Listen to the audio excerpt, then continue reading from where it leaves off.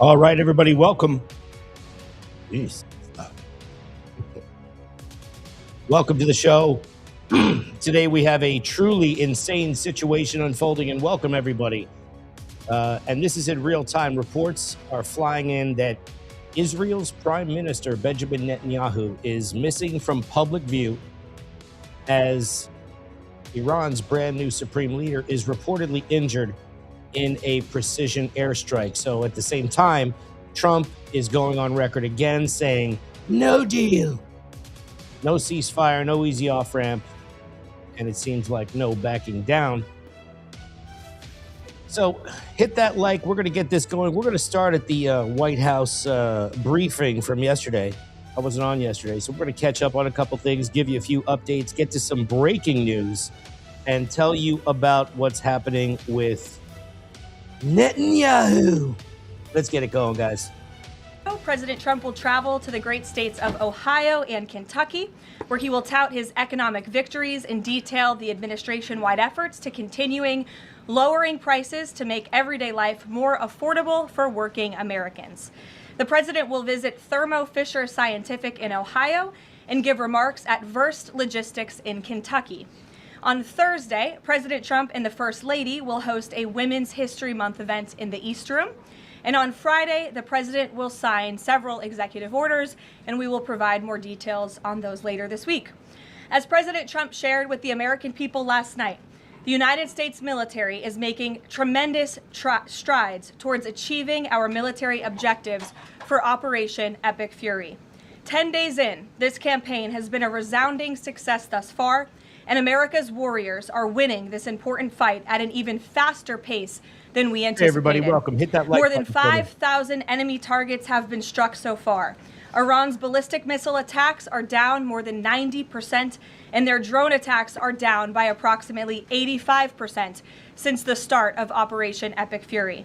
The United States is also annihilating the Iranian regime's navy, and we have destroyed more than 50 Iranian naval vessels, including a major drone carrier ship. None of the regime's vessels are operating in major regional waterways, and the Iranian Navy has been assessed as combat ineffective. Wow. The trend is clear. U.S. combat capabilities are increasing and growing more lethal and dominant by the day, while the Iranian terrorist regime's ability to respond has rapidly declined. Now, the U.S. military is moving to dismantle Iran's missile production infrastructure. Our incredible B-2 bombers recently dropped dozens of 2,000-pound penetrator bombs on deeply buried missile sites. Last night, President Trump reiterated his commitment toward keeping oil flowing through the Strait of Hormuz so the United States and all of our allies can receive their energy needs. President Trump will not allow rogue Iranian terrorists to stop the freedom of navigation and the free flow of energy. Let me be clear. It is a good thing to wipe out terrorists who indiscriminately target civilians and attempt to hold the global economy hostage, and President Trump should be commended for doing so. As the president made unequivocally clear to the remaining elements of this terrorist regime in his statement yesterday, if they do anything to stop the flow of oil or goods within the Strait of Hormuz, they will be hit by the world's most powerful military 20 times harder than they have been hit thus far.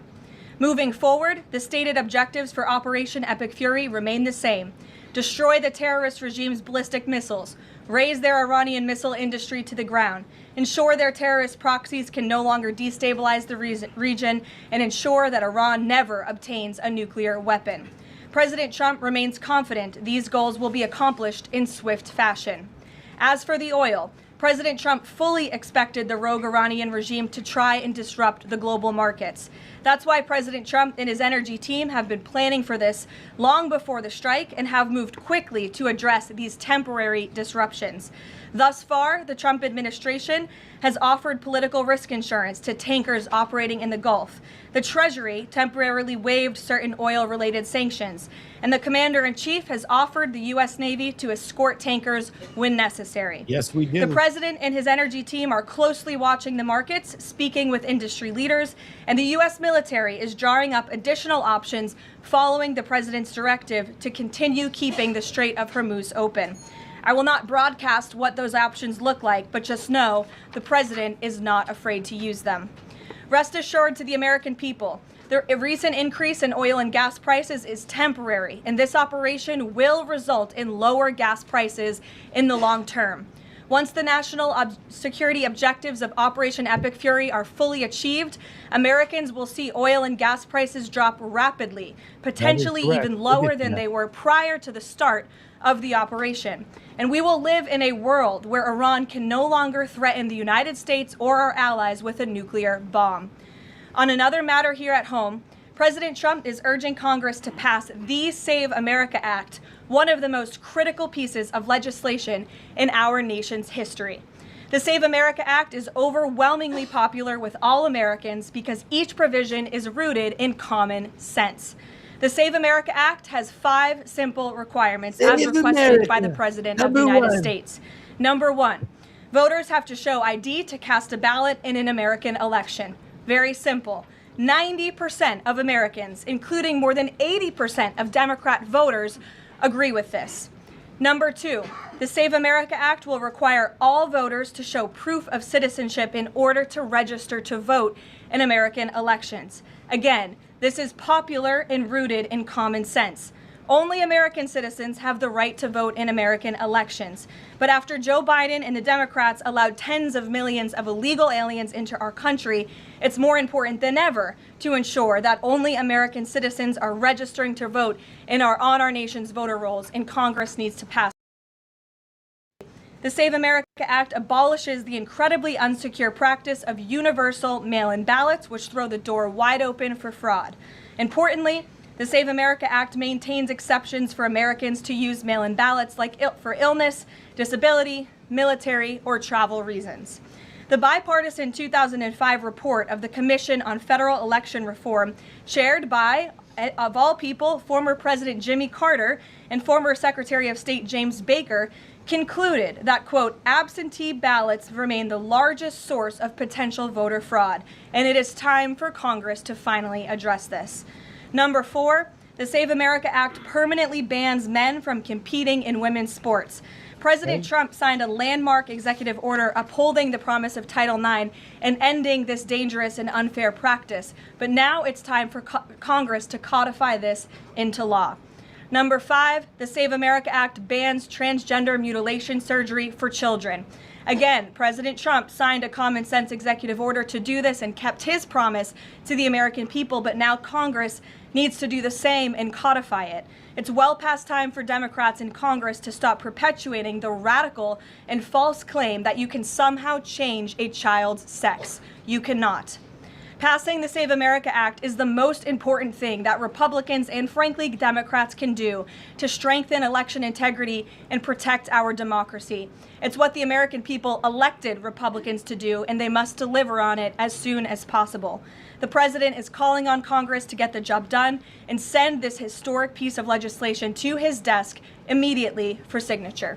So with that. Okay, so I think we're done with that segment. We're going to jump over to the next one. This is Pete Hegseth from his briefing yesterday, and I wasn't on yesterday, so we're doing some updates, and we're going to bring you some breaking stuff in just a moment, including the Netanyahu story. So hangs on, we're almost there.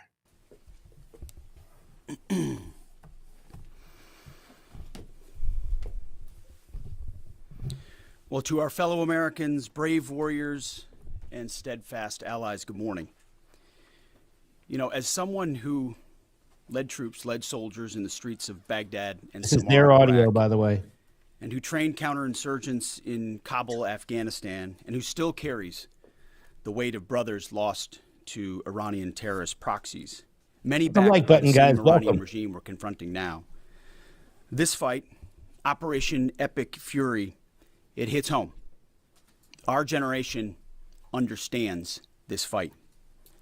For 47 years, these barbaric savages in the Iranian regime have murdered our brothers in arms, my guys, your guys, our guys, through their terrorist proxies and cowardly attacks. Now they race toward a nuclear bomb to hold the world hostage. The Iranians have targeted and killed thousands of my American brothers. That race to a nuclear bomb, President Trump will never allow it. Not now, not ever, not on our watch. The mullahs are desperate and scrambling. Like the terrorist cowards they are, they fire missiles from schools and hospitals, deliberately targeting innocents, because they know their military is being systematically degraded and annihilated. Iran's neighbors, and in some cases, former allies in the Gulf, they've abandoned them. And their proxies, Hezbollah, the Houthis, and Hamas, either broken, ineffective, or on the sidelines. Iran stands alone, and they are badly losing. On day 10 of Operation Epic Fury, we are winning with an overwhelming and unrelenting focus on our objectives, which are the same as the day I gave my first briefing here on Operation Epic Fury. They're straightforward, and we are executing them with ruthless precision. One, destroy their missile stockpiles, their missile launchers, and their defense industrial base, missiles and their ability to make them. Two, destroy their navy. And three, permanently deny Iran nuclear weapons forever. It's a laser-focused, maximum authority mission delivered with overwhelming and unrelenting precision. No hesitation, no half measure. Put a 1 in the chat if you believe him. Put a 2 in the chat if you think he's full of it. Put a 1 in the chat if you believe him. Put a 2 in the chat if you don't. All right, let's just check the temperature here a little bit. As President Trump declared yesterday, we're crushing the enemy in an overwhelming display of technical skill and military force. We will not relent until the enemy is totally and decisively defeated. But we do so. We do so on our timeline and at our choosing. For example, today will be yet again our most intense day of strikes inside Iran. The most fighters, the most bombers, the most strikes. Intelligence more refined and better than ever. So that's on one hand. On the other hand, the last 24 hours have seen Iran fire the lowest number of missiles they've been capable of firing yet. Just the bifurcation, just the trend lines that we talked about on our first briefing. Bifurcation. You see, this is not 2003. This is not endless nation building under those types of quagmires we saw under Bush or Obama. It's not even close. Our generation of soldier will not let that happen again, and nor will this president, who very clearly ran against those kinds of never-ending, nebulously scoped missions. Those days are dead. Instead, we're winning decisively with brutal efficiency, total air dominance, and an unbreakable will to accomplish the president's objectives on our timeline. We stay locked on the target because here at the Department of War, that's our job. Now, the chairman and I, having just returned from Dover last night, villain, that's funny. Our troops and their families and the enormous sacrifice that they make is certainly heavy on my mind. So I'll close with scripture, drawing strength from Psalm 144. Blessed be the Lord, my rock, who trains my hands for war and my fingers for battle. He is my loving God and my fortress, my stronghold and my deliverer, my shield, in whom I take refuge. May the Lord grant unyielding strength and refuge to our warriors, unbreakable protection to them and our homeland, and total victory over those who seek to harm them. And amen. God bless our troops and this mission. Mr. Chairman, over to you. Thank you, Mr. Secretary, and good morning, everyone, and thank you for being here. I'm here today to continue the updates to the American people and to those in the room on Operation Epic Fury. First, let me start with honoring our fallen. As the Secretary said, on Saturday and again last night at Dover Air Force Base in Delaware, our nation's leaders honored our returning fallen as they arrived home. Hit that like button for me, guys. Thank you. Last week, I shared a few of the names, and today I want to share the rest. Major Jeffrey O'Brien and Chief Warrant Officer 3 Robert Marzan were the final two fallen to return home, and members of the U.S. Army Reserve's 103rd Sustainment Command out of Des Moines, Iowa. Last night, as the news has been reporting, we honored the return of Staff Sergeant Benjamin Pennington of the U.S. Army's 1st Space Brigade from Fort Carson, Colorado. When I met Ben's family last night, his mom, his dad, and his sister, they showed me a picture, a drawing that Ben had made when he was in kindergarten. It was clear all the way back then that Ben wanted to do one thing in his life, and he wanted to serve his country and be a soldier. And to the Penningtons, just know how Ben was absolutely a great one.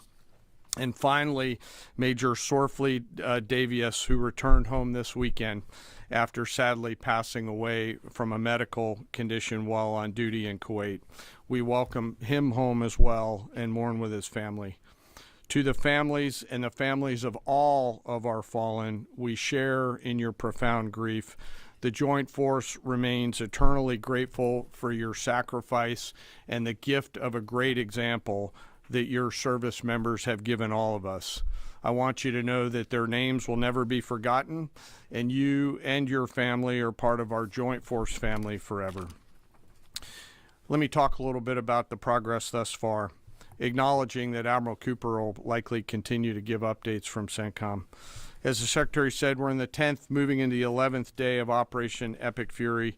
The Joint Force remains focused on 3 military objectives: continue to destroy Iranian ballistic missiles and drone capability in order to prevent attacks on the U.S. and others throughout the region. And this means attacking launch sites, command and control nodes, stockpiles before they can threaten our personnel, our facilities, and our partners. Second, we continue to strike the Iranian Navy and their capabilities in order to do things like sustain movement through the Straits of Hormuz.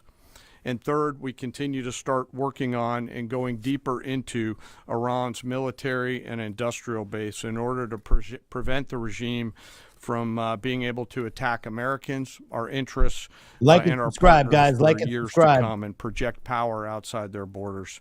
This means servicing production facilities, research and development sites, and infrastructure. Let me turn to the map.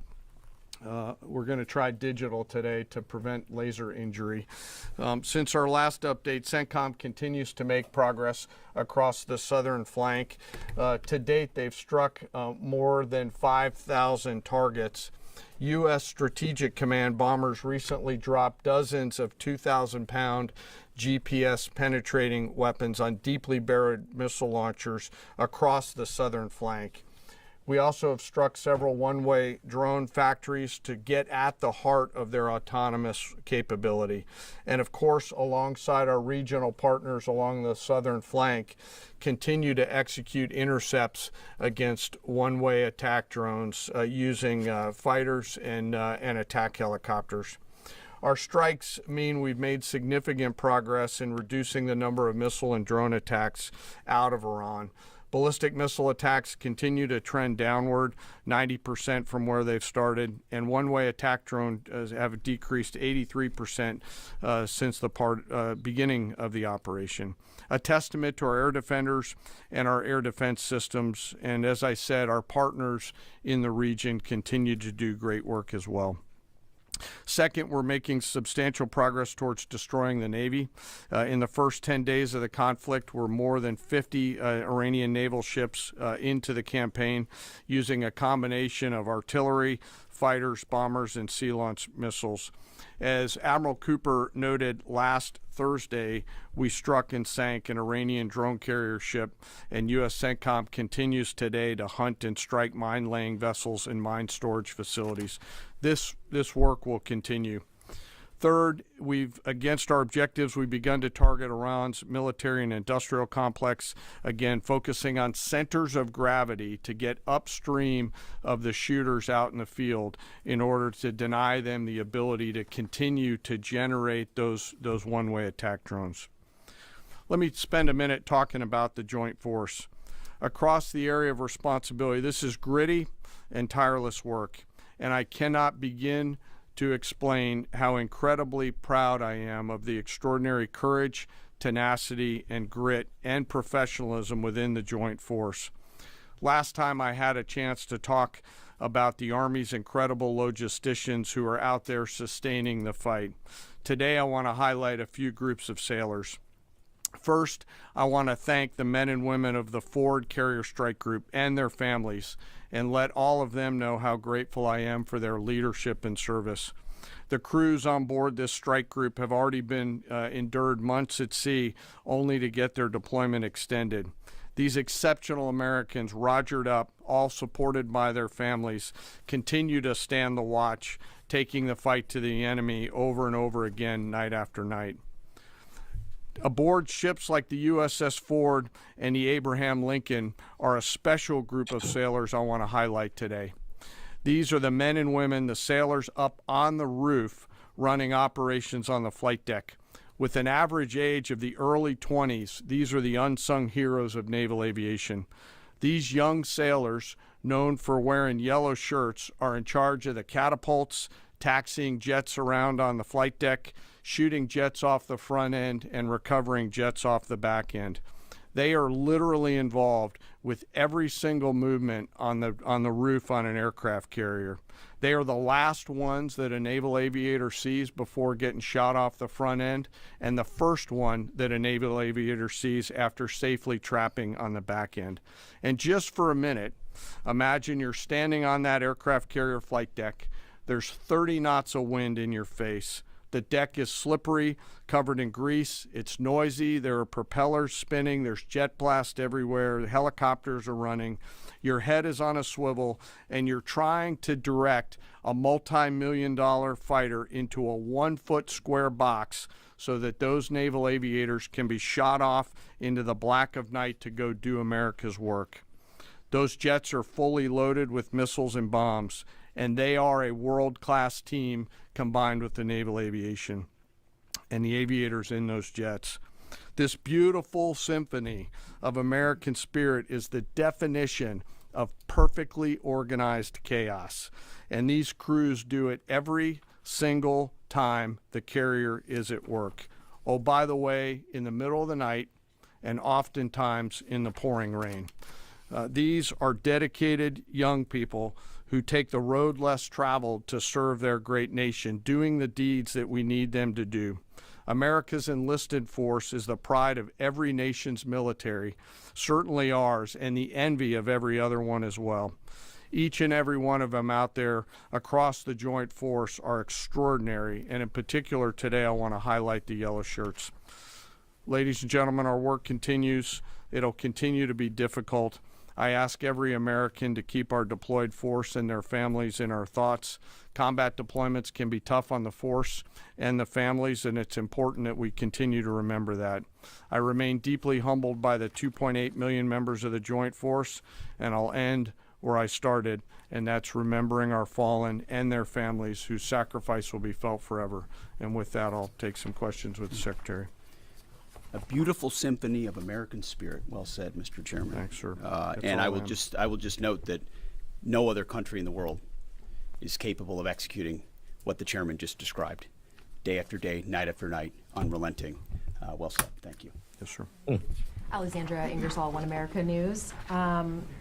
You talked, Mr. Secretary, you talked at the conference in Florida on Thursday that there was a 90% missile capabilities degradation and 83% drone degradation, and I know the chairman just repeated those numbers. We've seen the most amount of fighting these past 5 days. Is there any update to those percentages?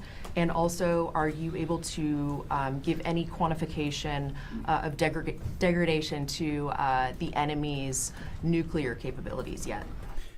What those numbers represent is a persistent low ability to respond, which is what we're looking for, right? It's if the enemy can simply wait and then project power, that's problematic. And we've seen some spurts here or there, but ultimately the trend lines, if you look at the charts that we look at every day, have gone like this down to a flat. That doesn't mean they won't be able to project. It doesn't mean our air defenders still don't have to defend. They do, but that is strong evidence of degradation, along with the battle damage assessment, that the Joint Staff does, which takes time. You've got to look at imagery and recognize whether something's been simply degraded or it's been destroyed, or whether an underground facility has been collapsed or completely obliterated. So there's differences in how you evaluate that, but the numbers staying that low is a demonstration of the efficacy for sure. All right, so let's jump to this next. This is Abbas Araghchi. He is the foreign prime minister for Iran. A very interesting guy. Lucky to be alive, and let's have a listen. This is another interview that he has done. Now to the view from the Iranian government. Earlier today, I spoke with Iran's foreign minister, Abbas Araghchi, who joined us from Tehran. Mr. Minister, welcome to the News Hour. Thank you for joining us. Thank you for having me, Amna. Thank you indeed. So I'd like to ask you first about the news, the selection of Mojtaba Khamenei, the son of the late Ayatollah, who's been named the new selected Supreme Leader of Iran. Some say his selection is a message of continuity of his father's leadership, of continued defiance to the U.S. and Israel. Do you agree with that? Is that the message Iran would like to send? Well, I think that is a correct evaluation. It shows that the continuity and some sort of stability at the same time. And since his selection, has he or anyone in your leadership had any contact with U.S. officials? Is that something that he is open to talk about negotiations or a ceasefire? Well, first of all, it's too soon, for him to make any comment.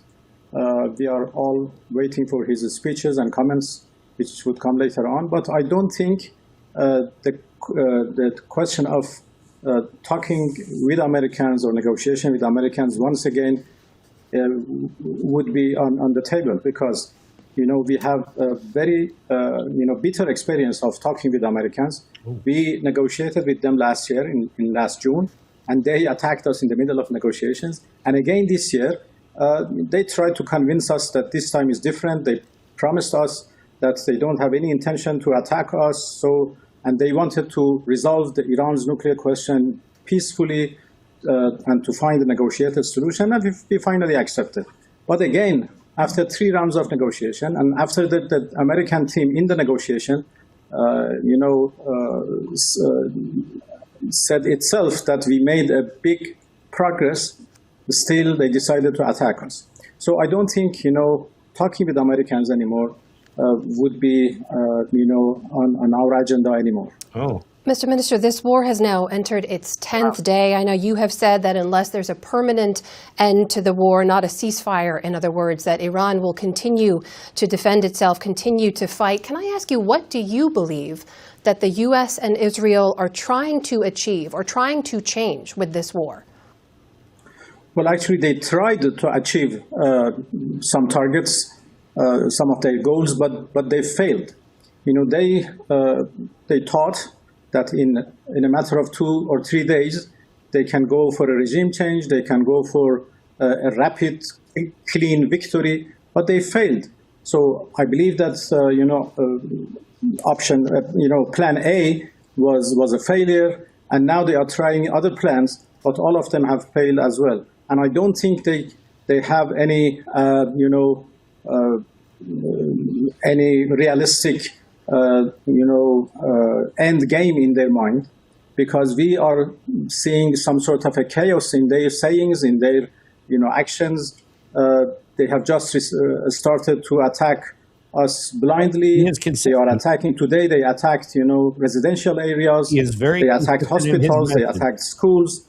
And they entered into attacking our infrastructure, which is a very dangerous move. And as a result, you can see the oil prices everywhere in the world. So I don't see any reasonable goal that they are following. They failed to achieve their goals at the beginning, and now after 10 days. I think they are, aimless. I do want to ask more about the oil prices. As you mentioned, there have been widespread disruptions in the delivery of oil in the Persian Gulf. We're seeing prices here in the U.S. start to rise as well. Do you believe that you can pressure the U.S. and Israel to stop their attacks by slowing or stopping oil production as well? 17. Well, this is not our fault. This is not our plan. You know, the oil production, the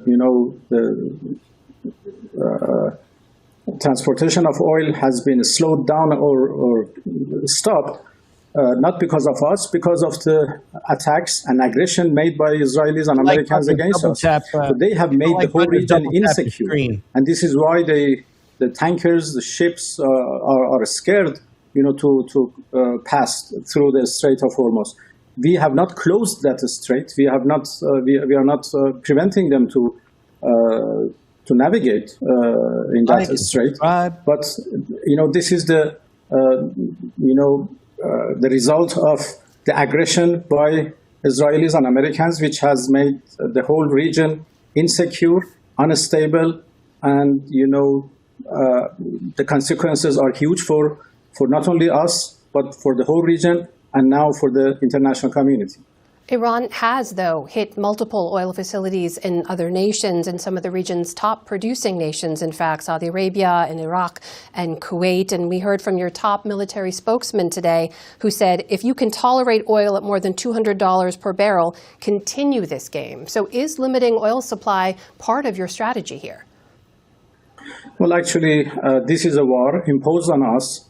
And what we are doing is only defending ourselves. We are facing an act of aggression, which is absolutely illegal. And what we are doing is the act of self-defense, which is legal and legitimate.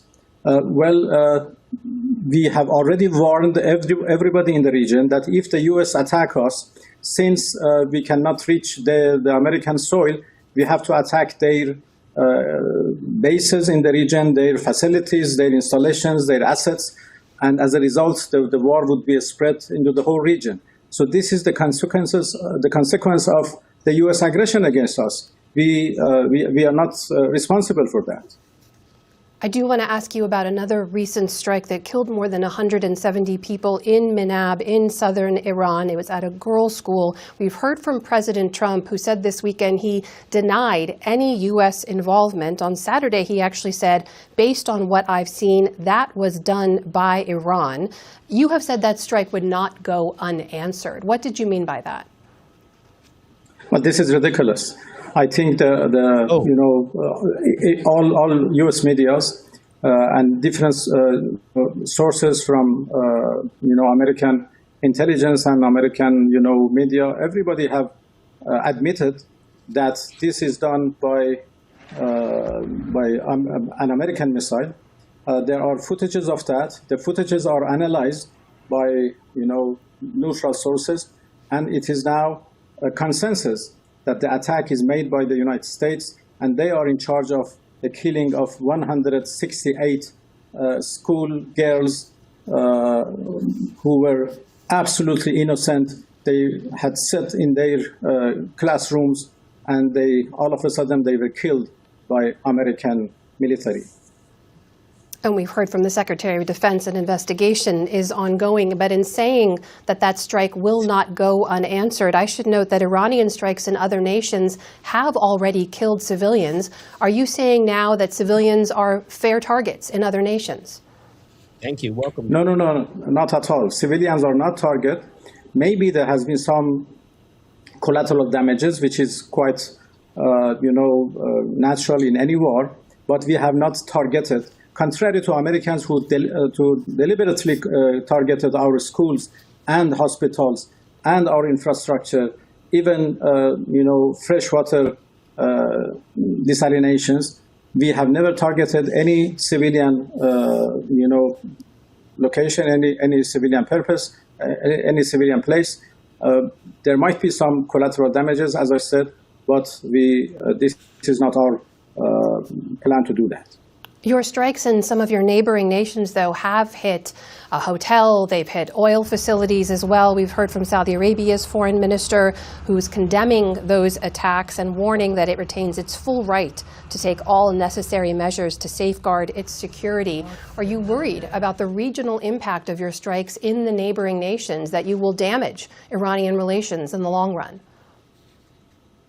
Well, if they have all rights to take all necessary measures to protect their facilities, I think we are even, we have more rights to take all necessary measures to defend our ourselves, to protect our people, and this is exactly what we are doing. No, this is not our war. This is not our choice. This war is imposed on us. We are under aggression, and we are defending ourselves. They cannot accuse us for things which happen on the other side.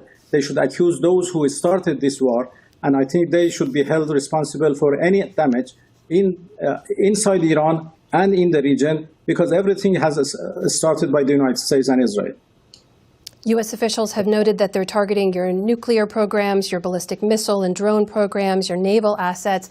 There are some who've pointed out they're also targeting headquarters and facilities of your internal security forces.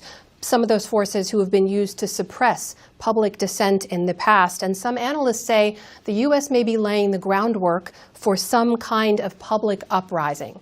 Do you believe that's the case? And if protesters take to the streets, will they be allowed to protest? Well, where are those protesters? We have now millions of people in the streets right now in support of the Islamic Republic, in support of the new Supreme Leader, in support of their military armed forces. No, where are those protesters? People are, the big majority of people are now angry about this aggression. They are supporting, our armed forces. They are in the streets with the Iranian flags everywhere. So where are those, accusations come from? Yes, they have attacked many of our facilities. They have attacked our nuclear facilities, but they couldn't destroy our nuclear program because it is a technology, advanced and developed by ourselves. They have also attacked our missile, facilities, but they have not been able to stop firing missiles against themselves. So the firings continues, and we are prepared. We are well prepared to continue attacking them with our missiles as long as needed and as long as it takes. That is the Foreign Minister of Iran, Abbas Araghchi, joining us today. Mr. Foreign Minister, thank you for your... shows you the difference between, rumor, how some of these foreign dignitaries, if you want to call them that, are and do utilize the media, how they use it to weaponize their own agendas. I mean, this is just something that's par for the course. So today, the president gaggled in front of the press outside. This is a gaggle in the news game. So have a listen. Welcome, everybody. Hit that like button. Day 11, and as you know, we're doing something that nobody ever thought was possible to do. Our military is the best, it's the most powerful in the world, and they're hitting them very hard. This is 47 years of abuse and killing lots of people, killing and maiming lots of people. What is it, Peter? Mr. President, what more do you need to do militarily for this operation to end? More of the same, and we'll see how that all comes out. Right now, they've lost their Navy, they've lost their Air Force, they have no anti-aircraft apparatus at all, they have no radar, their leaders are gone, and we can do a lot worse to one another. We're leaving certain things that if we take them out, or we can take them out by this afternoon, in fact, within an hour, they literally would never be able to build that country back. A new report says that the military investigation has found that the United States struck the school in Iran. As Commander-in-Chief, do you take responsibility for that? That is what? Commander-in-Chief, do you take the strike on the school in Iran? A new report says the military investigation has found it was the United States that struck the school.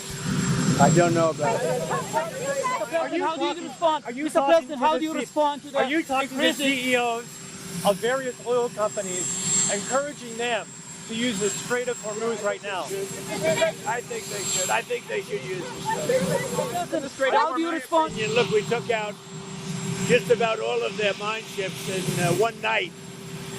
We're up to boat number 60. I didn't realize they had that big a navy. I would say it was big and ineffective. But every one of their ships, just about all of their navy is gone at the bottom of the sea. I hope you're impressed. Have they laid any mines in the Strait of Hormuz? Mr. President, how do you respond? Is Senator Thune listening to you when you say you want to pass the Save America Act? He says there aren't the votes to do it right now. What's your response? He's got to be a leader, you know? If he's a leader, he's got to get him. It's the most popular bill I've ever seen put before Congress. And it's voter ID and it's voter, you have to be able to be a citizen to vote. It's called citizenship. And we're also adding in no men playing in women's sports, no transgender mutilization of our children, and no mail-in ballots, fake mail-in ballots. We have none of that, except in the case of the military, etc. I will say, it is the Save America Act. It's the most popular bill I think I've ever put before Congress. What's your message to Democrats? Can you declare victory in this war if the Supreme Leader remains the Ayatollah's son? I don't want to comment on that. I don't want to comment. But I will tell you, I just spoke with various countries, the leaders of various countries. You'll have a list. And they said they've never seen anything like it. We have, and I built it during my first term, and I used it. I didn't realize I was going to use it this much, but we have the greatest military in the world by far. Nobody close. Got a domestic terror attack backed by Iran here, sir? From the SPR. President, invited to the Shield of the Americas. Mexico, Brazil, and Colombia were not invited to the Shield of the Americas. Why was that? And could they come in the future to the event? They were invited. Maybe they didn't come. I think they were. I get along very well with all of them. Mr. President, in Iraqi parliament, few days, members slogan, date to America, date to Israel. What is your response to them? What is your message for Iraqi government? What did he say? In Iraqi parliament, slogan, date of America, date of Israel, member of the parliament. Death to America, death to Israel. What's your response to that? That's not a nice question. Did Spain give in after you told them that you would commerce ties with them? Are they cooperating with the United States in Spain? Spain. They're not. I think they're not cooperating at all. Spain, I think they've been very bad. Very bad. Not good at all. We may cut off trade with Spain. You would guide all trade with them? I don't know what Spain's doing. They've been very bad to NATO. They get protected. They don't want to pay their fair share. And they've been that way for many years, actually. Let me give you the good news. Let me give you the good news. The people of Spain are fantastic. The leadership, like you. The leadership, not so good. Hezbollah in Lebanon. Lebanon is under attack, and Hezbollah is making dangers for the Lebanese, and especially the Lebanese Christians. What is your message for Lebanon? We're working on it very hard. We love Lebanon. We love the people of Lebanon, and we're working very hard. We got to get rid of the Hezbollah. Has been a disaster for many years. The new oil refinery going up in Brownsville, Texas. What do you want Americans to know about that? About what? About the new oil refinery going up in Brownsville, Texas. Great. It's going to be the greatest anywhere in the world. There's never been anything like it. It's great that it's going up in Texas.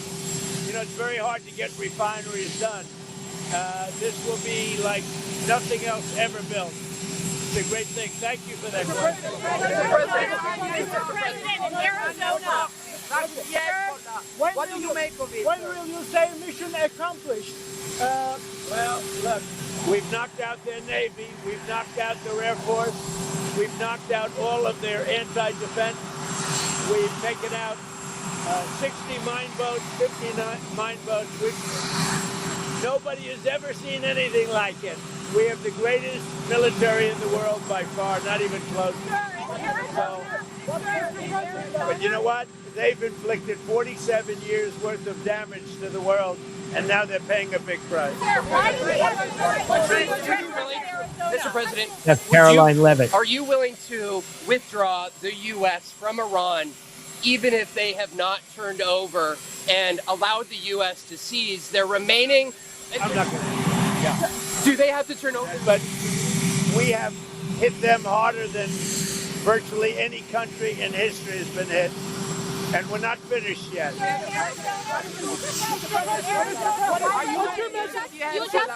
President, you just imposed the sanctions on Rwanda. What makes you so confident that they will stop the war in Congo? So we get along very well with Rwanda and with Congo, and we hope they're going to be, they're going to get along. Why did the FBI seize election records in that state? Probably thought the election was rigged, right? It wasn't rigged, though. Really? How do you know? Your own Attorney General in 2020 said that there was not measurable voter fraud. Oh, really? You don't think it was rigged? I think it was rigged. And if you say it wasn't rigged, you're a rotten reporter. Where's the evidence of that? Mr. President, what is the U.S. doing to reopen the Strait of Hormuz? Oh, it's working out very well. And I think you're going to see that working out very well. Thank you, Mr. President. Thanks for coming to the Chief Seat. Now that tankers are being attacked in the Strait of Hormuz, how are you going to ensure the safety of oil flowing through there? I think you're going to see great safety, and it's going to be very, very quickly. We have decimated that country. They're paying a big price now for 47 years of killing. They killed you. You have relatives. We all have relatives. What they've done, and now they're paying a price. Mr. President, America First Refining opened up its first oil refining in 50 years, Brownsville, Texas. Why is this such a big deal, and would it have happened under a different president? It would not have happened under a different president. None of this would have happened under a different president. Just so you know. Ready? A year ago, we were a dead country. Now we're the hottest country in the world. Thank you. Thank you. We're the hottest country in the world. Thank you. Thank you. While the American... I'm gonna watch this, you watching this one? ...an Israeli strike. Let's do this. Let's do this. Thank you, guys. Like and subscribe to the channel. We have some funerals in Iran. We're going to get to the Benjamin Netanyahu story in just a second.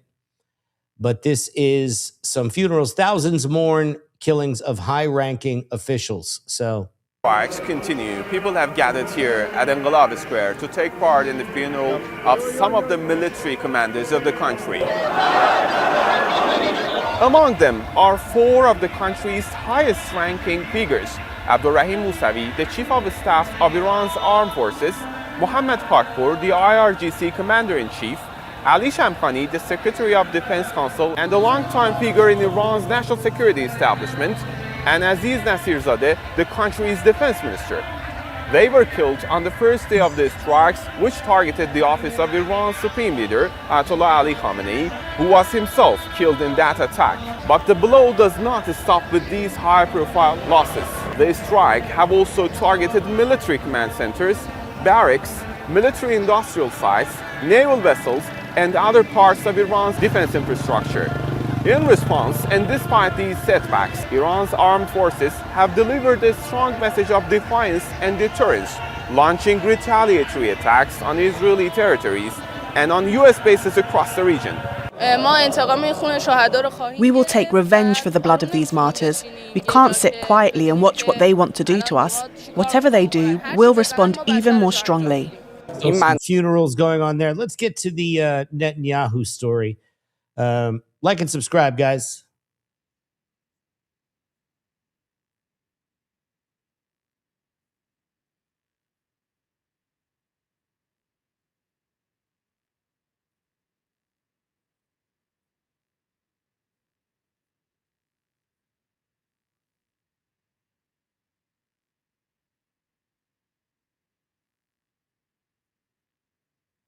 So there's an Iranian media claim that Netanyahu has been, we put it here. I had to skip over. Look at that, I didn't skip over. So this is Iranian media claiming Netanyahu was hit. Iranian outlets claim missile struck location linked to Netanyahu, sparking global speculation about the Israeli prime minister whereabouts and safety. Phases in years. The confrontation intensified Well, after a coordinated Israeli-U.S. military operation against Iranian targets in late February 2026, an operation known as Operation Lion's Roar. That campaign targeted strategic locations. So now there's this side of it, but, you know, there's something else, right? There's something else. So right here, this is from about 5 hours ago, and somebody might be able to go on X and look and see. Now, just because he posted something on X or this account posted something on X doesn't necessarily mean it's him. But let's have a listen. About Operation Epic Fury, of course, Operation Roaring Lion, if you're over in Israel. This is actually a post from Prime Minister Benjamin Netanyahu's office that says, "People of Iran, we are waging a historic war for liberty. This is a once-in-a-lifetime opportunity for you to remove..." So is this confirmation that he's back? I mean, I don't know if that's necessarily the case. The Ayatollah regime and gain your freedom. Together with the United States, we are hitting the tyrants of Tehran harder than ever. Again, that is a post from the Prime Minister's office. I want to pop this up on your screen. This is over Beirut in Lebanon as Israel does continue to conduct those operations, not just over in Tehran against the IRGC and the current regime, but also against Hezbollah, the terror group there in Beirut. Smoke rising as that operation continues as well. Right now, I do want to bring in the Israeli government spokesperson, Shosh Bedrosian, to talk a little bit more about the situation on the ground. And Shosh, as always, thank you so much for being here with us today. Thanks for having me, Josh. And first off, now that I we've just seen wanted that, you to you kind can of go sort of make your own, determination, guess, whatever it would be. Some Iranian drones have hit some of Oman's oil. Right, so let's check that out. Iran with Al Jazeera's Mohammed Val. Mohammed, what's the IRGC saying on its operations in Hormuz? Well, Adrian, in their latest statements, they are saying that the time of retaliations is over and now it's full-out war, because this is a stage at which the country has realized that its existence is at stake and that there is no time anymore or occasion for talking about tit-for-tat operations. This is a time when Iran has to use every means it has to defend itself. So, I mean, the most outstanding thing there also in their statements today is that the Strait of Hormuz is now a no-go area and that no liter of oil will pass there without the permission of Iran. Talking about those 3 ships that have been hit, the IRGC said that they are under different flags, but they work for the United States and Israel. They are related to those 2 countries that are waging an aggression on Iran. IRGC talking also about a new wave of strikes against the region, against targets in the region, including in Israel. In their 31st statement, Operation True Promise 4, the Public Relations Office of the Islamic Revolutionary Guard says 2 simultaneous and heavy missile strikes on the Al-Adiri helicopter base left a large number of American soldiers decimated and more than 100 wounded were transferred to the Al-Jaber and Al-Mubarak hospitals in Kuwait. So some specifics there about the number of casualties among American troops in the base in Kuwait. Also talked about hitting at targets of security-related targets inside Israel. All right, Mohammed, stay with us. Let's bring in Al Jazeera's Dmitry Medvedenko, who's live for us now in Doha. What more do we know, Dmitry, about those Iranian attacks on the Strait of Hormuz? Well, what we know is that in the past 24 hours, 3 ships have been hit. Now, specifically, let's talk about one of them, and that is the Thai-flagged Mayuri Nari. It's a cargo ship. All 3 are cargo ship. But what's special about this one, Adrian, is that it was not anchored. It was in Doha, that is the capital of Qatar. not stationary, it was moving. It was attempting to pass through the Strait of Hormuz at around 3 a.m. local time. So, as you said, Iran's attacks across the ships, across the Strait of Hormuz, this is 14 ships altogether now, have effectively stopped traffic through the Strait of Hormuz, but not completely. So this ship was trying to cross the Strait of Hormuz, and it was hit by 2 projectiles hitting the engine room. 23 crew were on board. It called for help, and the Oman's Coast Guard helped save 20 of them, and 3 are still listed as missing, who are believed to be trapped in the engine room of the vessel. The 2 other ships, one was flying a Japanese flag, and the other one a Marshall Islands flag. These were stationed in different parts of the Strait of Hormuz. They were anchored, and they got hit as also by 1 projectile each, and at the same time that no casualties or damage was reported. Let's go back to Mohammed in Tehran. As we saw from Tawhid's report, there were funerals today for the leadership killed 12 days ago. The Iranian High Command clearly still holding out, Mohammed. Obviously, that's the case, Adrian, and what happened today, the ceremony of those funerals, is a message of defiance and a message of Iran's unity, and Iran is still standing on its feet. We have seen, I mean, the estimates are from a few 100,000 to a few million, and nobody knows the exact number, but it is a huge amount of people, and the fact that they are in the public square when bombs were falling right and left is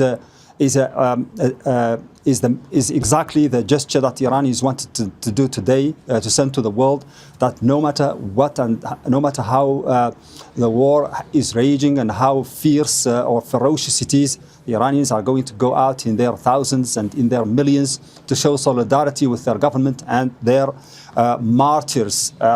We know that the late Supreme Leader of the Iranian Revolution hasn't yet been buried, and that's very significant because it's something that the Iranians here are talking about, and the meaning of that is that they want to do that in more favorable circumstances, because he deserves a much bigger gathering of people, and security of those people has to be guaranteed. But today we have seen people going out in huge numbers, careless about their security, because their priority number 1 is to show that they are ready to sacrifice even their lives to show solidarity to their leaders and to show that Iran is still a united country and a defiant country.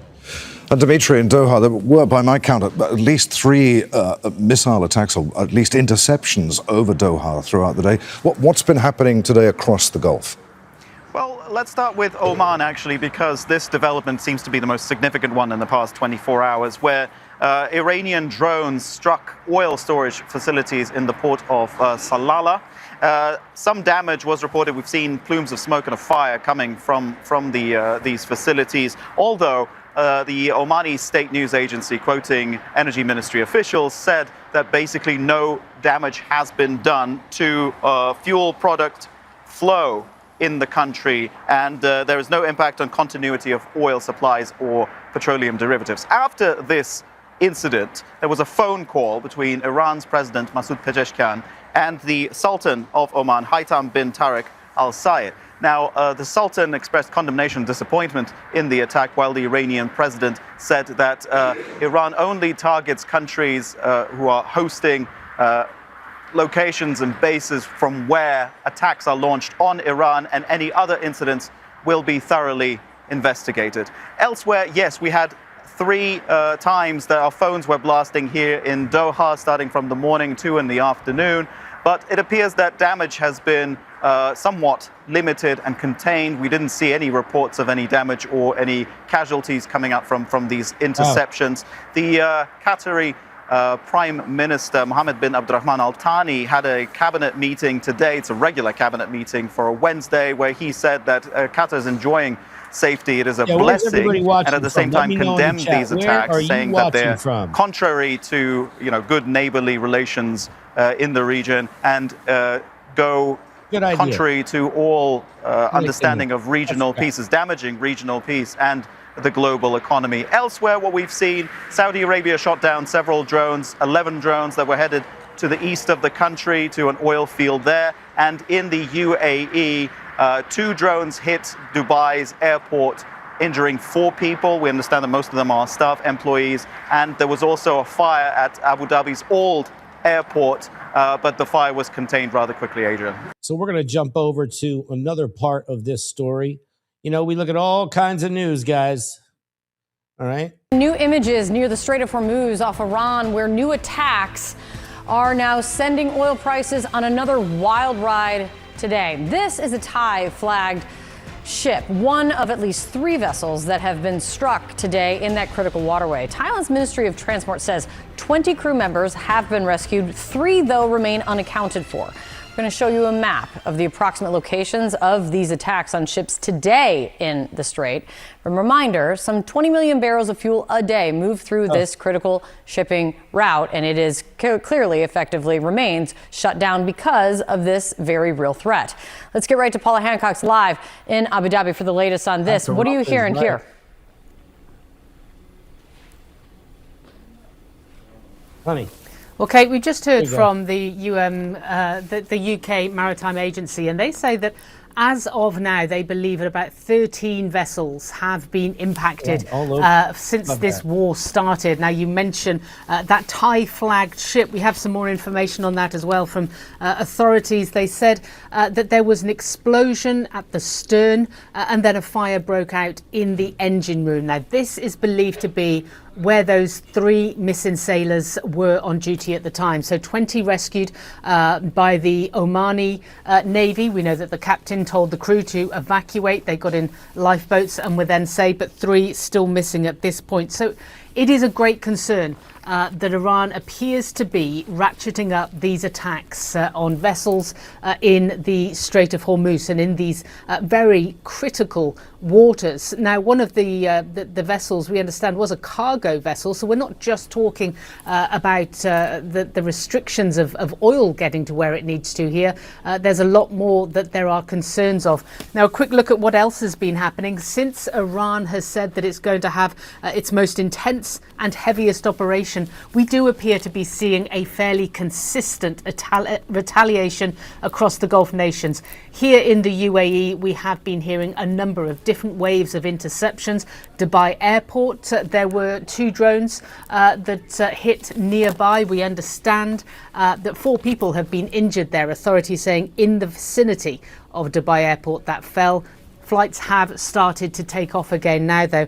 We also know that in Bahrain, in Kuwait, in Saudi Arabia, they have also seen interceptions and alerts over the past 24 hours. And Iran has also... We have another Netanyahu story coming up in just a moment. Expanded, if you like, its target list. We are hearing from Iranian officials through state media that they say now offices and assets of major American tech companies with operations in the region would be considered a legitimate target. Now, clearly, there are many in this Gulf region. We also had an interesting quote I want to bring to you from the Qatari Foreign Ministry spokesperson saying that from day one they had warned that this could be the potential fallout of any military action in Iran. He said, quote, "This is the biggest I told you so in the history of I told you so's in the world." Clearly, there is frustration and anger among leaders in this region. Kate? Very clearly. Paula Hancock, thank you so much, Paula, for bringing us all of those new headlines. I really appreciate it. The geography is extremely well known and understood. And perhaps because of that, the risks currently being faced are so severe. Take, for example, Maersk Shipping, which has got at least 10 ships that it says stranded in the northern part of the Strait of Hormuz, and many more on the outside that it can't get in or out because obviously the waterway is so difficult.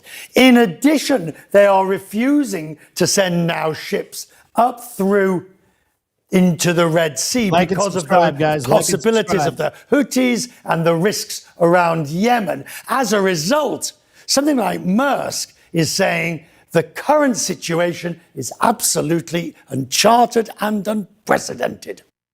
That is crazy. The Strait of Hormuz is all backed up. That's a big company. So we're going to talk a little bit about Netanyahu here. This channel's very interesting. It's called Money Over History. I don't know if it's an AI guy or not. I can't tell. Probably is. I don't know. But, it's interesting just the same. So hangs on. A single question this past week. Where is Benjamin Netanyahu? He's AI. On March 2nd, day 3 of this war, Iran's Islamic Revolutionary Guard Corps issued a formal military statement. They announced that their K-bar Shekin ballistic missiles, the same weapon system that had already successfully struck targets across multiple countries in the region, had been fired at 2 specific addresses in Israel. The first was the official office of Prime Minister Benjamin Netanyahu. The second was the home of the Israeli Air Force commander Tomer Bar. The IRGC statement said both strikes were targeted, precision operations. It said the strikes were a surprise, and then it added a phrase that traveled around the world at the speed of social media. Netanyahu's fate, the statement said, was unclear. Israel's Prime Minister's office responded the same day. They called the IRGC's claims fake news. The statement was brief, categorical, and contained no visual proof, no press conference, no video of Netanyahu speaking from a specific location. Just words on a page saying the claims are false. In normal times, that would have ended the story. These are not normal times. Israel has operating under strict wartime media restrictions since February 28th. International press cannot freely access strike zones. Damage to Israeli military infrastructure and leadership locations is legally suppressed from publication. Israeli media is prohibited from reporting on IDF casualties or facility damage without official clearance. The government controls almost everything the public sees about what is happening inside Israel's borders. The result is a vacuum. And in a vacuum, every unanswered question becomes its own kind of answer. For the 4 to 5 days that followed the IRGC's strike claim, Netanyahu did not appear on live video. He did not hold a press conference. He did not post to social media. Israeli media reported that he visited the Beit Shemesh missile shelter site on March 6th, the site where 9 people were killed inside a bomb shelter, and his office published a written statement on March 7th. But the absence of sustained, verifiable, time-stamped public appearances across those critical early days kept the speculation alive globally. Then came the development that changed the calculation again. Today, March 10th, Trump's 2 most senior Middle East envoys, Special Representative Steve Witkoff and Presidential Advisor Jared Kushner, were scheduled to fly to Israel for direct meetings with Netanyahu. These were not routine diplomatic visits. Witkoff has been Trump's primary back channel across every major regional negotiation: Gaza ceasefires, hostage releases, the indirect Iran talks in Oman and Geneva before the war began. I mean, so few people on the platform are talking about this story. So, you gotta get where you can find it. Helped architect the Abraham Accords. Both men have visited Israel during active conflicts before. Neither canceled until now. Channel 12, Israel broke the story. The Jerusalem Post confirmed it from separate sources. Both Witkoff and Kushner called off the trip. No official reason was provided. No rescheduled date was announced. The timing made the cancellation land harder than it otherwise would have. 4 days earlier, the Jerusalem Post had already reported a significant fracture between Washington and Tel Aviv, the first confirmed public disagreement between the two governments since the war began. U.S. officials told the Post they were caught off guard by the scale of Israeli strikes on Iranian oil infrastructure. Israel had warned the U.S. that oil facilities would be targeted. What Israel did not disclose was how extensive the strikes would be. When oil prices crossed $120 per barrel last week, Washington was as surprised as global markets. American officials were angry. Israeli officials were defiant. And now the 2 men Trump sent to manage that relationship, Witkoff and Kushner, are not on a plane to Tel Aviv. What you're watching is not simply a mystery about one man's location. What you are watching is a war within the war, a fracture forming between the 2 governments that launched this operation together 11 days ago. And that fracture is being exploited, deliberately and skillfully, by every actor in this conflict who benefits from keeping the United States and Israel off balance with each other. Iran knows that if the 2 partners who started this war together begin pulling in different directions, the entire operational architecture of Operation Epic Fury begins to come apart. Not from the outside, from the inside. The K-bar Shekin missile strike on Netanyahu's office may or may not have caused physical damage. What it definitely caused was something harder to repair. A week of global uncertainty, a canceled diplomatic visit, and a question that every world leader is now quietly asking each other in private. Who is actually in charge over there? And are they still together? To understand what is really happening between Washington and Tel Aviv right now, you need to understand what each side wanted from this war, and how those goals have quietly become incompatible. America's stated objectives when Operation Epic Fury launched on February 28th were specific and limited: destroy Iran's nuclear program permanently, degrade its missile infrastructure, and create the conditions for regime change by removing the supreme leader. The plan, as intelligence officials later described it to The Intercept, assumed that once Khamenei was killed, the Iranian population would rise up, the government would collapse, and a new Iran would emerge, one that no longer posed a nuclear threat to the region. That plan failed completely. Mojtaba Khamenei was named the new supreme leader. Iran's security apparatus held together. The population did not rise up to overthrow the government. And the war, instead of ending in days the way American planners had modeled, has now consumed 11 days, $891 million per day. Wow. And shows no sign of $891 million per day. Wow. Okay. Military resolution. In that environment, America's priority has shifted from victory to exit. Washington needs a face-saving off-ramp. It needs a ceasefire formula, a defined endpoint it can call a success, and a way to get oil prices down before the American domestic economy tips into the recession that every financial analyst is now modeling. That is why Witkoff was going to Israel. That is why Trump told the Times of Israel that the decision on when to end the war would be made with Netanyahu's input, while privately making clear he would decide at the right time, meaning when he needs to politically, regardless of what Israel wants. Israel's priority is completely different. Netanyahu's government went into this war with a target list that extended far beyond nuclear facilities. Israel wants Iran's missile manufacturing capacity eliminated. It wants the IRGC's leadership structure broken. And it has been striking Iranian oil infrastructure, a category of targets that America did not approve at the scale Israel chose to execute them.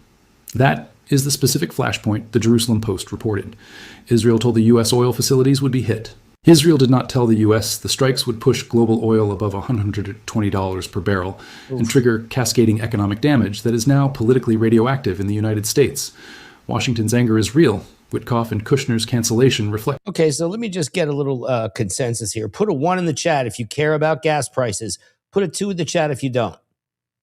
Okay? Put a 1 in the chat if you care about gas prices. Put a 2 in the chat if you don't. Give up. Okay? Exit. And here is where Iran's strategy becomes visible. Let me know. Iran has not been fighting this war blindly. It has been reading the relationship between its two adversaries and systematically applying pressure to the points where that relationship is most fragile. When Iran struck Israeli civilian infrastructure, the hotel in Palm Jumeirah, the airport approaches, the bomb shelter in Beit Shemesh, it was applying pressure to America's ability to defend the moral case for the war internationally. When Iran struck American bases in Kuwait, Bahrain, and Qatar, repeatedly, consistently, with growing accuracy using Russian intelligence, it was applying pressure to America's domestic tolerance for military casualties. When Iran's IRGC made its statement about Netanyahu's office and declared his fate unclear, it was applying pressure to the global narrative that Israel is still fully in control of this operation. Every one of those pressure points has produced a measurable result. Internationally, Human Rights Watch opened a war crimes investigation. The school strike that killed over 170 children has made it legally and diplomatically impossible for most of the world to stand alongside this war publicly. The Gulf states, Qatar, UAE, Saudi Arabia, Kuwait, have all refused to join the offensive. The UAE has officially stated its territory will not be used for attacks on Iran. UK Prime Minister Starmer denied Trump's request to use British bases as launch platforms for strikes. France sent its carrier toward the Mediterranean, but has kept its participation strictly limited. Russia, meanwhile, is confirming exactly what its strategic analysts predicted. Russia. Every day this conflict continues, Moscow benefits. Europe is not receiving Russian gas. Europe is not receiving Gulf LNG either. Qatar declared force majeure. Ras Laffan is offline. Europe is sitting in an energy crisis, watching global oil prices surge. And there you could sort of take some of your opinions from that. We're going to go right over to Kentucky. There was just a little bit of a live comment on the Iran war by the president in Kentucky just from a few moments ago. We had the president there talking about his predecessor, but just before that, in the Iran nuclear deal, but before that, he was talking about the war on Iran, in his view, being successful so far as he's on the road there in Kentucky.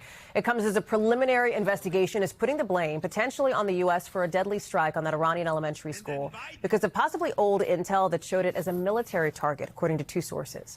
We'll show you some video of that strike. You see it there, that plume of smoke coming up. I want to show you how the president responded to that. A new report says the military investigation has found it was the United States that struck the school. I don't know about it. The president saying he doesn't know about it. These images, according to Iranian state media, show fragments of what appear to be a U.S.-made missile. NBC News could not independently verify when, where, or how these fragments may be connected to the strike. It comes as there's obviously economic fallout from the war. Oil prices spiking again today with the Strait of Hormuz effectively closed, right? Basically closed at this point. 3 ships have been hit today near that key waterway where about a fifth of the world's oil passes through, according to a British maritime monitoring agency. Here's the smoke coming out of a Thai ship that was near the strait. And obviously there is a domino effect. Economists are still trying to figure out what that is for you here at home, right? People in America right now, with new data out today showing that inflation here in the U.S. was steadying before the war started. More on that in a bit. Also today, Iran's sports minister says their soccer team will not be participating in this summer's World Cup, announcing that just hours after FIFA's president said he'd been assured by the president that Iran would be welcome at the tournament. Lots to follow here. Courtney Kuby is with us on set. Christine Romans is getting into the economic data. Richard Engel is live for us in Tel Aviv. Court, we're going to start with you here first, and some of the news that has emerged today, some of the reporting from our team on this Iranian school strike, which we've been talking about now for over a week. Yeah, so initially we were reporting that, in fact, it looked more and more likely, according to the preliminary investigation, that the U.S. was responsible. You just saw that video there, which very clearly looks like a Tomahawk missile. The U.S. is the only one who would have been striking in that area at the time. The U.S. has Tomahawk missiles, and then we know that they were using them at the time as well. Now, according again to this preliminary investigation, which I have to say continues to be under investigation. It's not complete yet. But the findings right now are that it does appear that not only was the U.S. likely behind it, but that they may have been using old intelligence during the targeting process. Now, the targeting process is usually multiple different agencies and some U.S. allies even will feed information in, and then something like an agency like the Defense Intelligence Agency will push forward and say, look, we believe this to be a valid target. But even when that happens, there's supposed to be additional validation from other agencies before they move forward with it. So right now the investigation, according to the officials we're speaking with, it's really focused on where was the breakdown. Have a great It went day. from DIA saying it's a valid target to actually striking what happened in between, that there was no determination that the school was on the site of an old Iranian military base. And there were Iranian military facilities around it, but there should have been a point in the process where someone said this is no longer a military facility. What is the timeline for some sort of investigation internally like that? And would there be any expectation we would hear from somebody like the president about it? You heard his response there today. Presumably, as the commander-in-chief, would something like this be run up the chain? Presumably, once the investigation is complete. It would be briefed to him. It would be briefed to the Secretary of Defense and Joint Staff and then up to the president. I suspect that we would hear from CENTCOM directly about it more likely than the president. The timeline is all over the map. So talk about that, because you heard the president say he wants unconditional surrender. You've heard the president even today, and when he's there in Kentucky, saying it seems like it's going well. Like, does that mean we're still halfway through the 4 to 5 weeks he thought it was going to be? Are we closer to the end? Is this just indefinitely? Who knows? It does seem like they are moving faster than expected. And when you look at it from if you look at the military objectives of this that they've laid out, they are actually making a lot of progress. Going after the missile program, air defenses are pretty much knocked out. They have basic, mostly air superiority over the country. Just about the Navy. The Navy has been pretty much wiped out. I mean, they still have naval capabilities. They still have air capabilities. They still have a lot of ballistic missile. And the two things that they really need to work on if they want to say that they have won militarily there, they got to finish off the ballistic missile program and the drone program. Well, we talked about the drones, the drones, that's a huge problem. Drones are difficult. They are to defend against. They're really cheap and they're effective. And they have tens of thousands of them. They need to address that. And then the big question, the nuclear program. Everyone seems to have forgotten about the nuclear program. They've taken no strikes there, and we have no idea if they're actually going to target it. Courtney. All right, so let's head over to some very much breaking news just from moments ago. It was something about Hezbollah. We have this news just breaking. A senior Israeli defense official says that for the first time since war broke out 11 days ago, Lebanon's Hezbollah and Iran today carried out the first coordinated attack against Israel. Also this morning, Iran's armed forces issued a warning to civilians across the Middle East, saying you must stay at least half a mile away from banks and economic centers that are run or belong to the United States and Israel. So Citigroup evacuated several buildings in the UAE after that threat became public. Citigroup shares just up a fraction at the moment. Other banks with staff in the Middle East include JP Morgan and Standard Chartered. But joining me now from Israel, former Prime Minister Naftali Bennett, here in a Fox Business exclusive. Prime Minister, an Israeli military spokesman just told Reuters that now the Iranians are coordinating directly with Hezbollah. What has the last 24 hours been like? And do you think some of the missiles that have been flying overhead above you have something to do with both of them working together, which I always thought they were because Iran funds Hezbollah? Yeah. So in Israel, the past 24 hours have been a fairly big barrage of ongoing missiles, both from Lebanon and from Iran. So most Israelis over the past 36 hours have spent a great deal of time in shelters, higher amounts than we were used to. And yeah, we do see close coordination, but it's no big surprise because Iran is the head of the octopus. Hezbollah is the arm of the octopus. Iran funds Hezbollah, arms Hezbollah, trains Hezbollah. So obviously they also tell Hezbollah when to shoot. Yeah, the vascular system is totally within the same entity, and the blood is all the same, and it's really, really disturbing. Just as President Trump said and told Axios that the war will end very soon, he also said something similar to CBS. Does Israel share that viewpoint? Well, I don't want to put a stopper on it. I think President Trump correctly said that the war would end when Iran is dismantled its nuclear program and its ballistic missile program. And we are seeing tremendous progress there, and I think that ultimately is the goal. Well, let's talk a bit about the actual goals that may differ from the United States. President Trump has been incredibly clear and firm. Again, no nukes, stop attacking your own people. But they just continue to attack Israel and all their neighbors now. So what would Israel have to see before the country says, all right, let's bring our fighter jets home again? Well, we need to know that Iran will not be able to become a huge menace again. We know that President Trump's resolve, his clarity, is highly respected in the Middle East. In the Middle East, people respect leaders that are decisive, that are clear, and that's exactly what President Trump is. Iran, after the war, will be in a very unique position where they will need to decide whether they want to continue down the road of trying to rebuild a nuclear program, etc., and then enter this never-ending hell for them, or they want to rebuild Iran. Also, we all hope, and we're giving a shot that the Iranian people will rise up using this once-in-a-lifetime opportunity of such a weakened regime. Naftali, I have to tell you, you look at Israel. It's called the startup nation. Israel's a miracle, especially considering that they are under attack constantly over the past 47 years from Iran and Iran's proxies. And yet you look at what happened since October 7th, the horror of 2023 when Hamas invaded the country and killed 1,200 mostly civilians. The index of the Tel Aviv Stock Exchange, 35 largest companies, has spiked 130%. Does this war change the impact of the economy in a negative way, or will we see what we have always seen with Israel, and that is real robust growth? Israel is a nation of tough entrepreneurs, strong people, very optimistic people who want to build, who want to grow. We never seek war.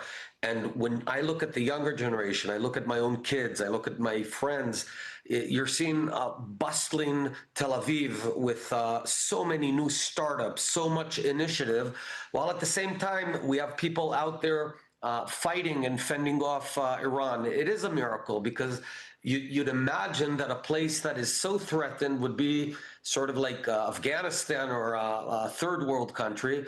But we understand that our true spirit is one of growth, one of confidence, one of building. And that's why within this very complex area, we do see massive, massive growth, and it's only going to get better. Now, creation, not destruction.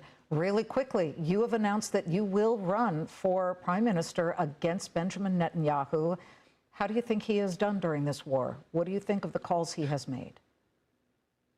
Well, there's no daylight between us on the war in Iran. I've been talking about this for over a decade, that we have to focus on the head of the terror octopus and not only the tentacles. And yeah, it's I'm the front runner right now on. Oh, so he's the guy running against Netanyahu in the upcoming elections in September, October, and I hope to be able to replace him, to heal the country and fix Israel.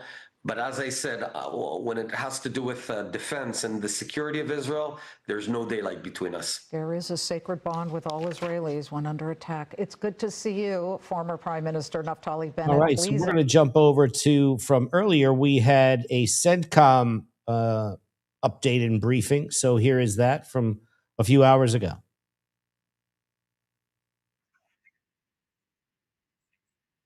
Where I'm leading the forces executing Operation Epic Fury.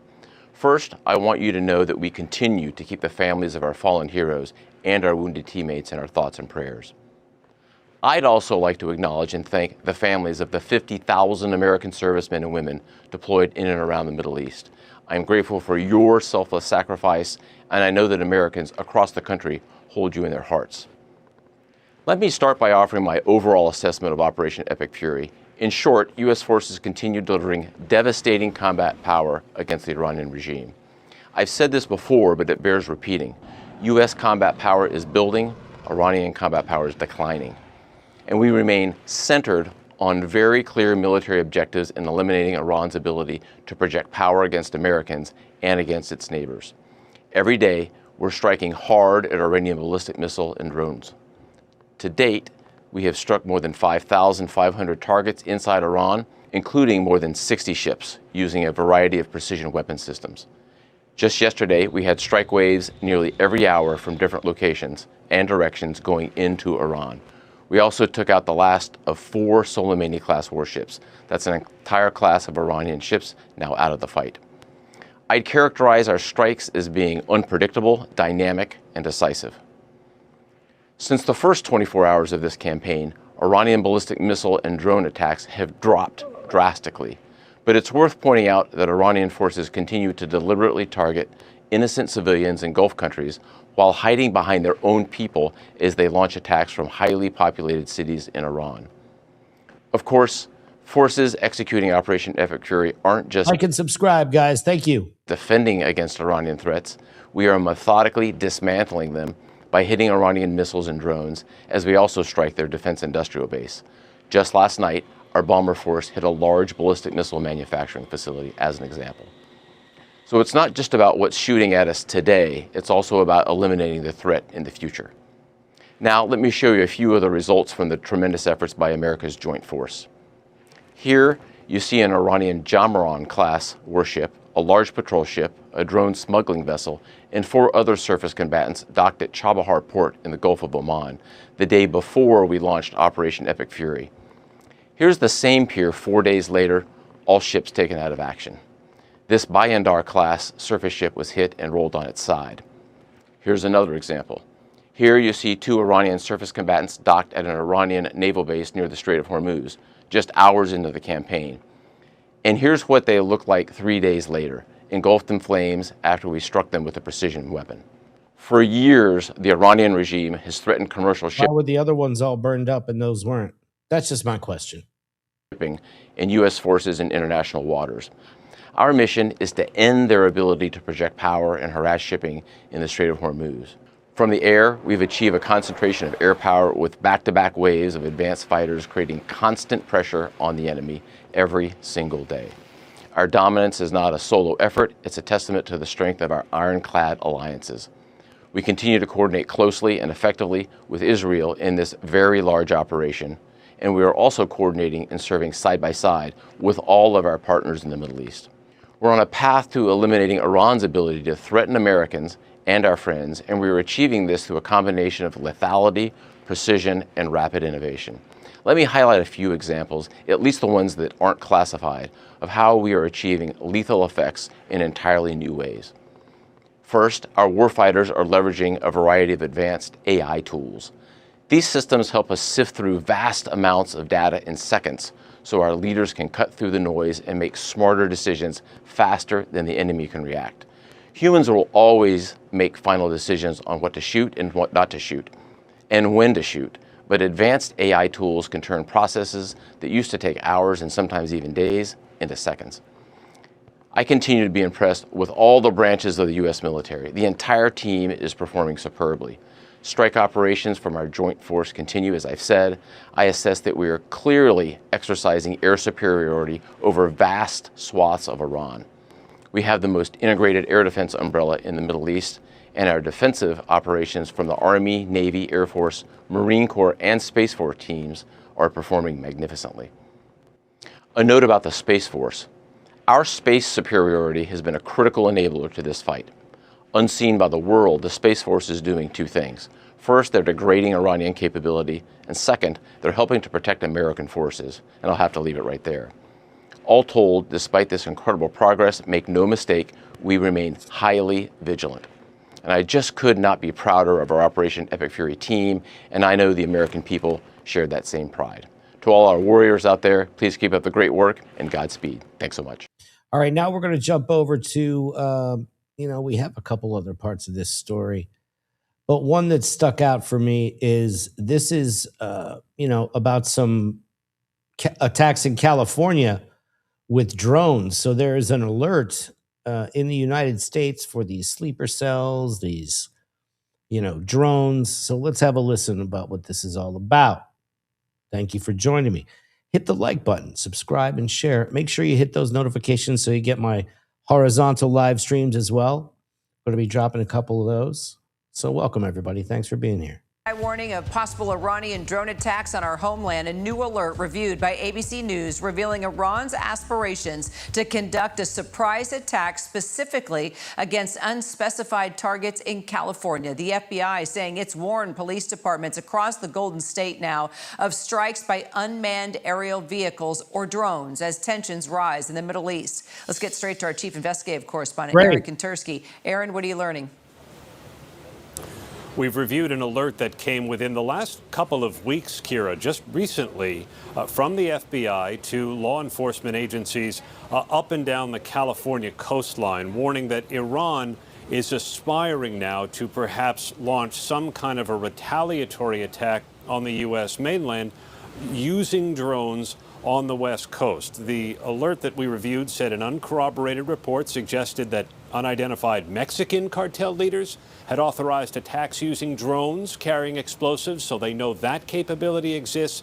And the separate alert that we've reviewed, Kira, says that Iran has those same kinds of aspirations. So the U.S. has broadly known for some time that drones could be deployed against the homeland. We know that Iran has been using drones significantly in this 12-day-old war with the United States. That's what killed the first 6 U.S. service members in this war. But now the FBI is specifically warning police agencies in California along the Pacific coastline that Iran is aspiring to use them to attack in the West. So why California? Why the West? Good question. And that's not exactly clear, but perhaps there's thought that Iran has these things pre-positioned on ships that are still in international waters or that could float through international waters. We know that we've previously reported, Kira, on Iran's desire to perhaps activate sleeper cells in the United States, although that's certainly far from confirmed or far from anything operational as far as law enforcement knows. It's not clear why the West Coast as opposed to the East Coast, but that's what the alert from the FBI says. So let's check a little more coverage on that story about possible drone attacks in California. Fantastic. Great. An ABC News exclusive. The FBI warning police departments across California that Iran could retaliate against the West Coast. This would allegedly be done using drone technology. ABC News has reviewed the alert from the end of February, and the alert said Iran planned to conduct a surprise attack using unmanned aerial vehicles specifically against California in the event that the U.S. conducted strikes against Iran. The alert did not have any additional information on the timing, method, target, or perpetrators of the alleged attack. Now, this warning comes as the Trump administration launches more attacks in Iran. ABC's Olivia Rubin is following the overnight strikes. Today, fire and fury in the Strait of Hormuz. This cargo ship from Thailand on fire. Officials now say 3 crew members are missing, 32 rescued. Several cargo ships in the Strait hit by unknown projectiles, according to the British Maritime Authority, Iran claiming responsibility for 2 of those strikes. The Strait, a critical passageway for the world's oil supply, now essentially closed. This is one of the pressure points that Iran knew he could use to really force the United States potentially to stop the conflict. If they can do this successfully, they're going to stop 20% of the world's oil supply. There are reports Iran is planning to use mines to further disrupt the flow of oil. The U.S. releasing a new video this morning of strikes on Iranian naval ships, saying it's destroyed 16 mine-laying vessels near the Strait. The U.S. now says American forces have struck more than 5,500 targets inside Iran since the war began 11 days ago. U.S. Central Command giving an update this morning. Every day, we're striking hard at Iranian ballistic missile and drones.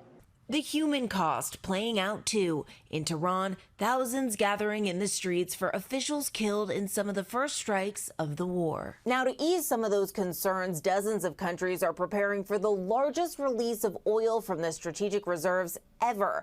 32 member countries of the International Energy Agency, including the United States, today agreed to release 400 million barrels of oil from their reserves. It's a major move, though not quite clear just yet exactly how much oil will start flowing per day. Olivia Rubin, ABC News, Washington. All right, so we're now going to jump over to some more of this coverage right here about sleeper cells and the danger they're in. Obviously, sleeper cells are no good, but let's take a look at some of the coverage there.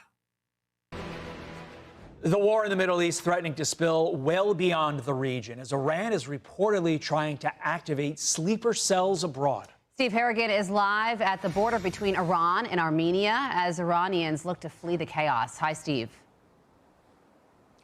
Morning. The U.S. reporting encrypted messages coming out of Iran in the wake of the death of the Supreme Leader on February 28th. These encrypted messages, perhaps radio messages, signals ABC News is reporting that an alert has gone out to law enforcement warning about the possibility of sleeper cell attacks in the U.S. President Trump addressed the risk of a sleeper cell attack. Activated any sleeper cells inside the U.S.? They've been trying for a long time. We've been very much on top of it. We're watching every single one of them. Yeah, we know a lot about them. The biggest problem we have is the Democrat shutdown. We know a lot about them, but the shutdown doesn't allow us to do what we have to do. Here along the border between Armenia and Iran, just a trickle of Iranians coming out, many describing scenes of total destruction and terror that they left behind. Of course, we've seen explosions very often, from 3 a.m. till 7 or 8 a.m., then nothing until midday.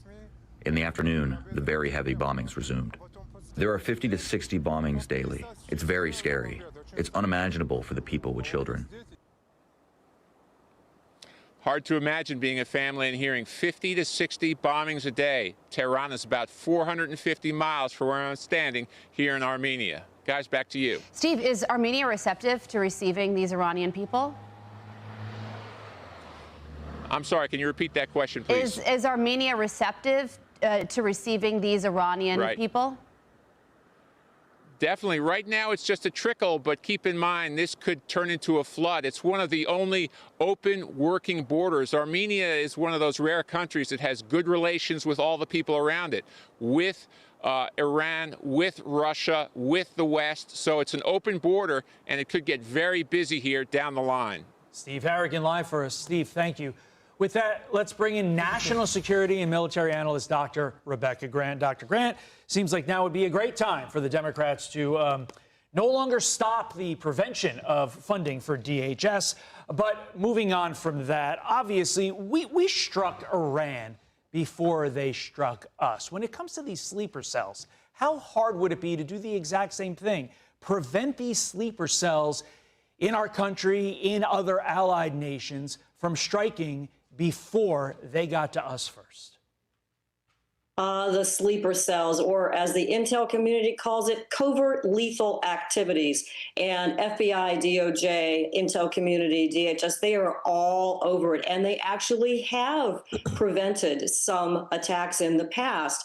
You know, what Iran likes to do, and this is all IRGC, they hire criminals here to carry out assassination plots. And they've been caught and indicted trying to get Secretary Pompeo, former National Security Advisor Like and Bolton, subscribe, and guys. Like and trying to go subscribe. after Thank you President so much Trump for being himself. here. That's one of their key activities, and we need that whole of government approach. But I'm telling you, we are all over that threat. Impressive that we intercepted that encrypted communication, too. Yeah, it certainly is. I mean, this report, though, is very concerning. Encrypted communication that is said to have activated sleeper cells around the world. How concerned should we be about this? We definitely need to be vigilant. You know, it's a multi-pronged threat. It's towards If you our see diplomats something, say abroad in something. some cases, of course, as we know, towards U.S. bases and facilities around the world, and then some focus here as well. But we've had elements of Hamas, Hezbollah, et cetera, operating in the U.S. over a long period of time. I think their threat profile is really well known. IRGC always has to transfer in money to fund these operations and pay off criminals. That's another good way that we follow them. But no question, we need to be on a heightened alert and heightened vigilance as Iran lashes out, because they can't stop our military forces and epic fury. This is sort of a last gasp of the IRGC. Meantime, President Trump indicating he likes the model for leadership used currently in Venezuela for Iran. Watch. I like the idea of internal, because it works well. I mean, I think we've proven that so far in Venezuela. I would like to see people that are inside go. Now, they talk about the son of the Shah. They talk about other people. But, you know, hasn't been there in many, many years. We have a formula that's been very good so far, and I think it'll continue to be good. The relationship is extraordinary with Venezuela. Okay, Dr. Grant, so that's what the president wants. But would the Venezuelan model even be possible in Iran? Because when you look at Venezuela, we have a leader there, Delcy Rodriguez. What do you It guys think seem of like that? they're kind of working out The okay Venezuelan between model. the United States and Delcy Rodriguez. I don't think the same can be said for Iran's new leader, Dr. To me, the key word is inside. President Trump is messaging to the IRGC, which is a business concern. They run a lot of the oil business. They run shadow fleet tankers. By bringing up Venezuela, he says, get with the program, and maybe we can find stability. And you, IRGC, if you change your stripes, then maybe you can keep your oil running, keep your business running. I think it's very deliberate messaging. A good outcome would be similar to Venezuela, where there is stability, maybe also similar to Syria, where someone who was once a terrorist is now an effective leader. It's a tough problem in Iran, but that is very deliberate messaging, holding out that prospect of sanctions relief as well. Yeah, and that Syrian leader even visiting the White House. Imagine if that ends up happening with Iran in the years to come. We will be watching, of course. All right, so we're going to jump over to more sleeper cell stories so we can get to the bottom of this. What is going on? Terror plots? Let's check it out. Joining us now, Mubin Sheikh, former jihadist turned counterterrorism operative and specialist with Parents for Peace. Sir, thank you so much for being here tonight. Just first of all, introduce yourself to the audience for those of us who may not be as familiar with your story. What was your journey to jihadists and then back to being de-radicalized? Yeah, I was a teenager, I guess, looking for an identity and a sense of belonging and meaning. It's kind of silly. I had a house party and I got caught in it. And I had shamed the family and dishonored the community. And I thought, I got to get religious in order to salvage my reputation. So in that year, I was 20. I ended up traveling to Pakistan. I met the Taliban while I was there. I became enamored by them. I became a supporter of this global jihadi cause, ironically, which pushed the exact same thing. Muslims are being humiliated. It's because we're not fighting in jihad. It's the same thing that Mr. King was quoted as saying. But then the 9/11 attacks really made me reconsider my commitment to the cause. I went and spent 2 years in Syria, studied Arabic and Islamic studies, realized that these extremist interpretations were completely wrong and criminal. I came back to Canada. I was recruited by the Canadian Security Intelligence Service. I worked a number of undercover operations, infiltration operations. The court case lasted until 2010. 2011, the war in Syria kicked off. 2012, the rise of ISIS. I was already online infiltrating some of their networks. Right. The U.S. government reached out to me, brought me over, and from 2012 to 2020, assisted U.S. forces in the fight against ISIS. So you talked about how you traveled to Pakistan when you were radicalized, but as we're seeing now, you don't have to travel anywhere. You can be radicalized online. Based on what you saw over the weekend of these two young men who created these bombs and went to a crowd in New York City and threw them, thank God they did not go off. What's your assessment of what's happening here, and should Americans be concerned this is happening on a larger scale, especially given the backdrop of the war with Iran? Yeah, I mean, it is definitely something worthy of concern and, preparedness. It's one thing to know about the problem. It's something else to be ready when the problem rears its head. In this particular case, really a miracle from God that the IEDs didn't explode. But in one sense, typical teenager, where, you're lobbing an IED like it's a firecracker and thinking that you're just going to, run away, which is exactly what they tried to do. So, the authorities are going to scour everything that they have, all the digital footprints, all the phone data, any real-life associations that they may have had. We shouldn't be surprised at all that they were consuming radicalized content online. And because of the grievances of the wars and the conflicts that are happening, it's very easy for young people to get motivated and turn to violence because they feel that there's just no other option left. Tell us about your work for the organization Parents for Peace. There are accusations here that there are parents involved, the houses that have been searched by the FBI. What are you doing with this organization for people who maybe have teenagers who they're seeing going down this path or want to prevent this from happening behind their backs? What are some tools that people can use? Thank you for that. So the website is parents4peace.org. Under the resources tab, they're going down this road of black and white thinking, and not just glorifying the violence, but participating in the violence. Paraphernalia that might be attached to extremist groups, whether it's an ISIS flag or a swastika flag or whatever. There are definitely signs that parents should be looking for. And in other cases where, for example, the one school shooter where the father bought him the gun, the father was eventually prosecuted. So it's a very big deal, and it's very important for parents to be aware, because if they're not aware, and I get it, parents are busy, they can't always be watching what their kids are consuming online. Everybody's got a phone, they can be doing it at any moment, sometimes sitting right there in front of the parents. So it's very, very important for parents to get a grip on what's happening. Otherwise the government's going to come for you. Going to jump over to another story about these sleeper cells. It's pretty concerning.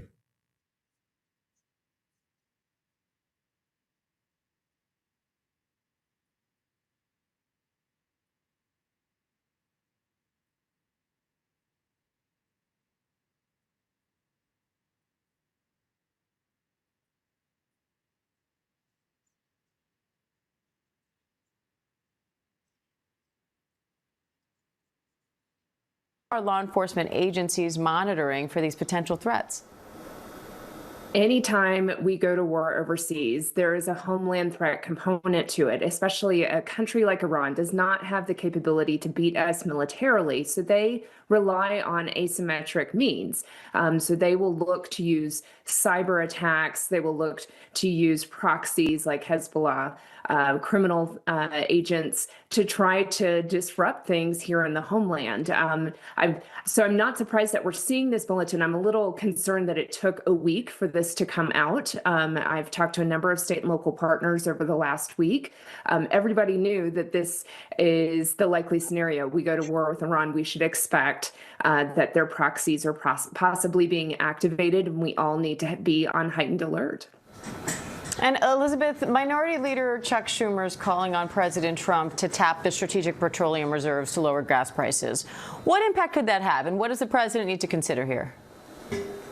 Well, traditionally, the Strategic Petroleum Reserve is not going to drop our gas prices significantly. What we just heard from Elizabeth Schulze is something that we as consumers are going to have to deal with for probably some time, for the amount of time that this military conflict takes to come to an end. But there is some benefit, especially if you think about the fuel that the government needs to use. I think about even in the Department of Homeland Security's mission. It is a very large department with a ton of mission. We have Coast Guard, we have Border Patrol, we have any number of emergency management needs where fuel is really important to be able to keep the lights on if you have a blackout. So it's important that we keep the fuel moving. I'll defer to The Economist as to whether or not the release actually helps those of us who have to go fill up the car this week. So how do rising gas prices affect Homeland Security operations? Yeah, I mean, it is a challenge, right? Like we are used to trying to predict a bit of a stable understanding of what the oil prices are going to be, and when you budget for your spend. So we're going to jump over here. She is not captivating. So let's go over, and here's another sleeper cell article. Hit that like button, guys. Subscribe to the channel. Make sure you hit your notifications, but hit the like button. I appreciate you guys being here. Over 1,300 people in the building. After 2 hours, we love it. Activate sleeper cells outside the country. ABC News is reporting the U.S. just intercepted an encrypted message believed to have originated in Iran that may serve as an operational trigger for sleeper assets. The National News Desk, Jeff Harris joins us. You have been digging into this reported message, Jeff, and also how the U.S. plans to respond. What else are you learning? So ABC News is reporting that the coded signal was sent after the death of Iranian Supreme Leader Ali Khamenei just about 10 days ago on February 28th. The message appearing to hold instructions for, quote, covert operatives or sleeper assets. ABC News reporting Monday the U.S. has intercepted an encrypted message believed to have originated in Iran that may serve as a possible operational trigger to activate sleeper assets outside the country. A country like Iran does not have the capability to beat us militarily, so they rely on asymmetric means. So they will look to use cyber attacks. They will look to use proxies like Hezbollah, criminal agents. The U.S. warning said intelligence had detected a broadcast station repeatedly transmitting a message to multiple countries outside Iran. The alert reading in part, quote, while the exact contents of these transmissions cannot currently be determined, the sudden appearance of a new station with international rebroadcast characteristics warrants heightened situational awareness. A former FBI special agent issuing a warning just last week that this may happen. If ever there's going to have a Hezbollah cell or a Hamas cell act in the United States in a violent way, it's now, because their back's against the wall. A sleeper cell is a covert group of operatives who infiltrate a targeted community and remain inactive for an extended period of time. Blending into society to avoid detection, they wait for a specific signal or event to carry out a mission. While speaking in Florida Monday, President Trump being asked directly about these reported sleeper cells, specifically if Iran has activated any inside the United States. They've been trying for a long time. We've been very much on top of it.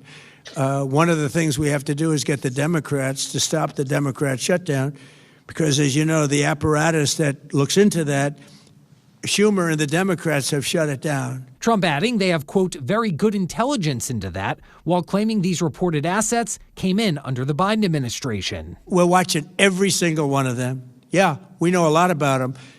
The biggest problem we have is the Democrat shutdown. We know a lot about them, but the shutdown doesn't allow us to do what we have to do. Now, this news comes as the FBI continues to investigate a deadly shooting in a bar in Austin, Texas, just after the war started. The suspect, who you see right here, is accused of killing 2 people and injuring over a dozen more. So is that a sleeper cell or is that just a nutter? You know, that's sort of like what we got to ask ourselves here. What are the facts, right, before we assume? Let's have a look over here about an incident. 2 more ships, guys, were just struck in the Strait of Hormuz. That's breaking news right here. 2 more ships in the Strait of Hormuz. Let's listen. Breaking news from around the region. 2 foreign tankers carrying Iraqi fuel were subjected to unidentified attacks inside territorial waters, causing them to catch fire. That's according to an official from the Iraqi port and reported to Reuters. I want to bring in John Homeland now, who joins us live from Washington, D.C. So, John, there's still a lot of stuff happening in the region. The president has been traveling today. We've heard him speak on multiple occasions. Is the message on when this is ending or how the mission is going getting any clearer? I think part of his message, yes, is on when this is ending. The second part of what you're saying, is it getting any clearer? Not so much, but he is labelling it now a little excursion, his words, as if it was sort of a day trip rather than a military operation or a war, as some people have called it. He said that the military is far ahead of their scheduled objectives, and that's basically been his message since the beginning of the week, saying that this is going to be over very soon, but without actually giving a time frame from it.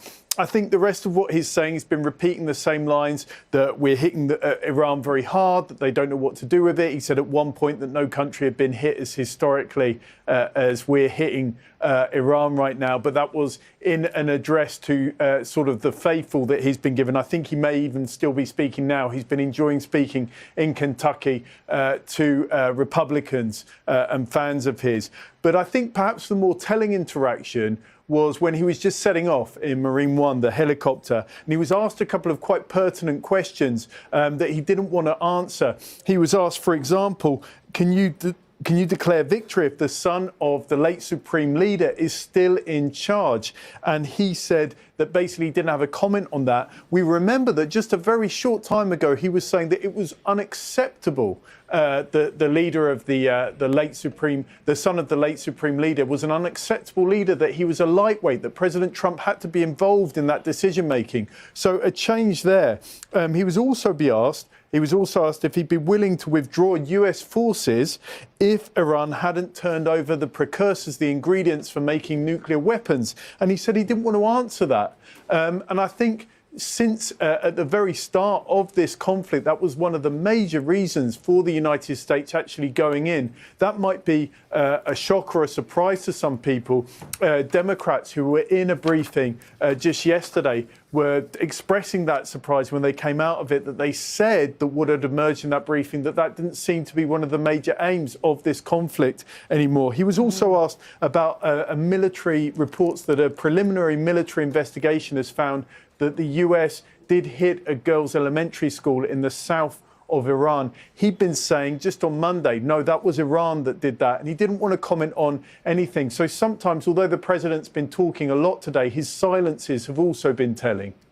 John, before we carry on, I just want to give our viewers a little bit more information on that breaking news we just had on 2 foreign tankers carrying Iraqi fuel subject to unidentified attacks inside territorial waters. We're seeing some pictures of this now, causing them to catch fire. This is according to the Iraqi port officials. Now, Iraq says that 25 crew members from the 2 vessels have been evacuated, but the fire is still going on both of those ships. So, John, this leads us into what my next question is for you, which is, despite all of these issues with refineries, with production, with shipping, the president is maintaining confidence that oil prices are going to come down and come down quickly. So why is he so optimistic? I think in part he's optimistic because that's something that he has to say, that he has to project that sort of confidence. He's obviously very sensitive to what's going to happen to the markets, and the markets are all about confidence. He also said when he was about to get on Marine One, that helicopter, he was asked, have you been talking to CEOs of oil companies? Have you been telling them that they can go through the Strait of Hormuz? This strait, which Iran largely controls, a very thin body of water, about 34 kilometers wide, in which ships have been attacked, tankers have been attacked. They've been leaving the Gulf and trying to get into international waters. There were 3 tankers even before that were hit just today. And he said, yes, that he thinks tankers should be going through there. He said his justification for that was, well, we've been knocking out Iranian mine layers in that area. That number kept changing in the course of the day. At one point it was 28 and at one point it was 60 as he went on his various different rounds and speaking engagements. But what military experts have been telling us and telling me here, that it's actually more complex than that. It's not just about mines and not having mine layers there. It's also about projectiles. It's about mini submarines. It's about drones that Iran can also use to attack tankers, and that might be one of the reasons that he's not having that success in making more tankers go through that Strait of Hormuz. It's a major headache for the United States and for President Trump right now. It is indeed. John Holman, live for us in Washington. Wow. So operational trigger is the key buzzword being used for these sleeper cells, that Iran may be activating sleeper cells outside of the country and inside the U.S. So let's have a look at some more of this. What is a sleeper cell?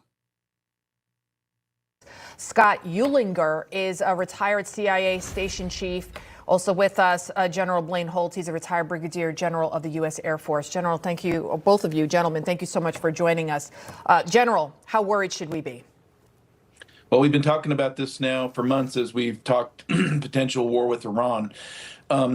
This is something we've got to take very seriously in the nation. But the work to counter these cells started a long time ago when President Trump came in. Tom Homan, his great work, a lot of great ICE agents doing their work. But we're still vulnerable here to some sort of activation. We are already seeing incidents across the nation, whether it's ISIS-inspired things. And we just absolutely have to take care of one another. You better know who your first responders in your county are right now. Foreign wars no longer stay foreign.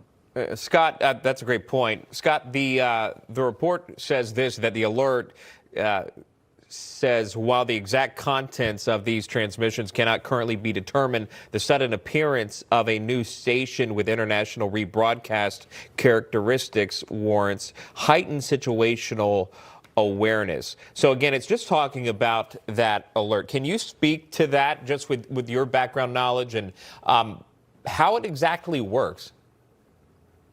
Well, historically, the Soviet Union used a lot of the same type of thing, although it's upgraded now with more modern technology.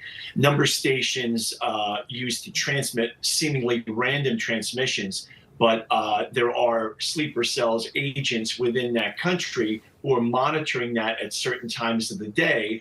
And they have a key. It could even be actually a book that they have in common. It doesn't even have to be anything sophisticated. It can be 2 copies of Tale of Two Cities. And the numbers can correspond to coded instructions. Now, the good news about that is that historically speaking, sleeper cells generally have not been that effective.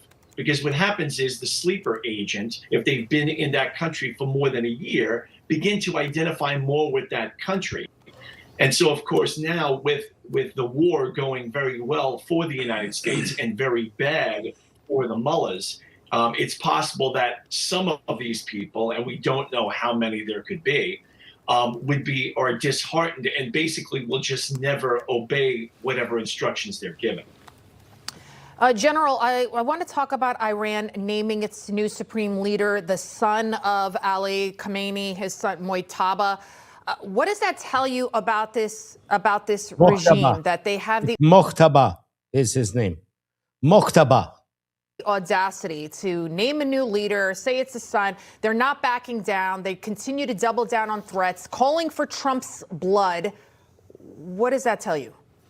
Well, they're on They life want my support. blood. What they have to do, a lot of the messaging that comes out of this regime is not targeted really towards the United States or the West at all. It's targeted towards their biggest fear, which is their own people. So when they name a new Ayatollah very quickly, out of their own processes even, it's really to send some message that we're still in control, we're very much in control, nothing to see here. Mojtaba is a very interesting character because he really unveils some of the trouble that we're having with the UK. The UK denied us use initially of Diego Garcia, Scotland not allowing us bases. Now Lloyd's of London thinks that it's in charge of closing the Straits of Hormuz. Well, Mojtaba has $140 million of luxury real estate in London, and I don't recall that UK ever shut that down or froze his assets in any way, shape, or form, much the way they did the Russian assets of those oligarchs when the Ukraine-Russia war started. So Mojtaba is a very complicated issue and bears watching all over Europe as well as the Middle East. Scott, an Iranian official,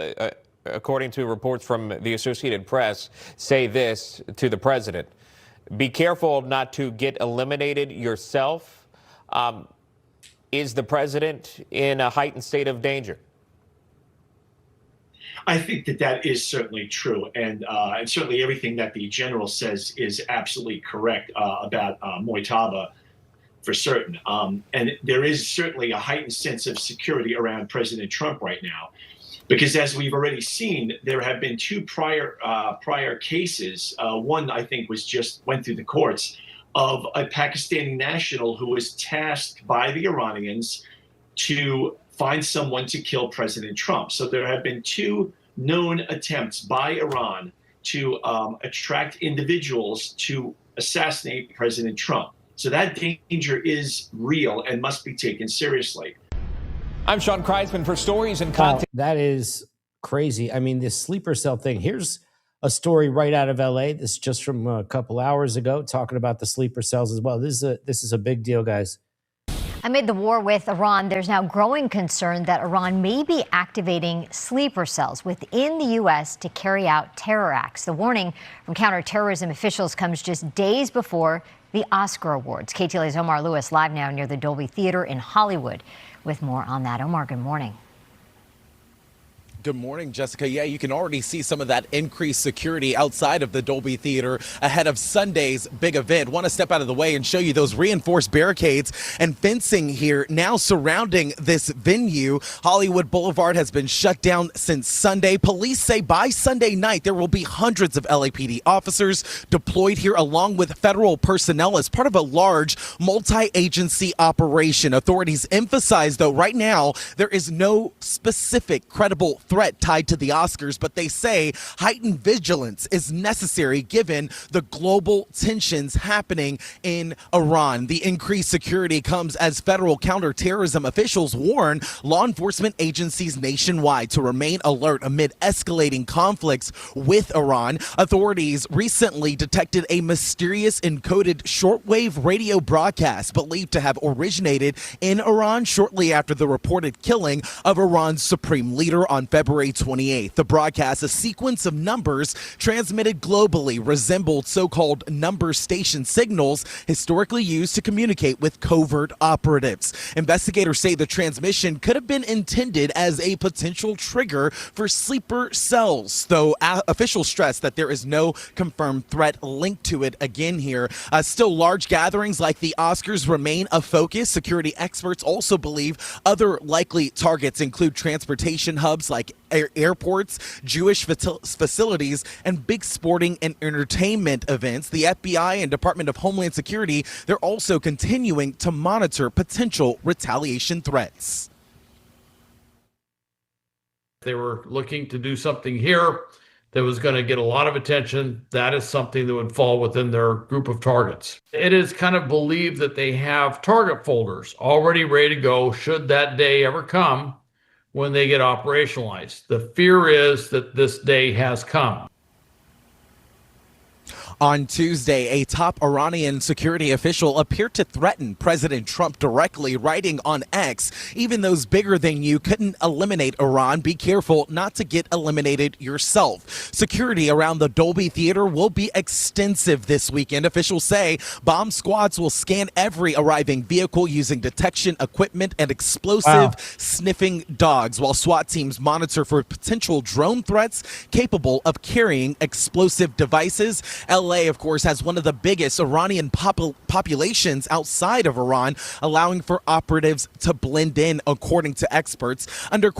Undercover officers and specialized counterterrorism units from LAPD, the FBI, and Homeland Security, again, will all be stationed throughout this area. There are barricades, fencing, and roughly a 1 mile wide security perimeter now being put in place. Back out here live, we can tell you that officials say sharpshooters will also be positioned on nearby rooftops, and officers will maintain 24-hour patrols inside that security perimeter ahead of Sunday evening. That is the latest for now. Here live from Hollywood this morning, I'm Omar. I used to live 3 blocks from there. I'm so glad I don't live there anymore. Let us continue with some other coverage. I curate all the most breakingest stuff, guys. So if you're here, we do it a little bit differently. And I'm so glad that you are. Hit that like button, subscribe, and share. America's done with all this stuff. I mean, like, this might fly in Manhattan, where it's a bunch of neutered sheep that will vote themselves into the slaughter, but not the rest of America.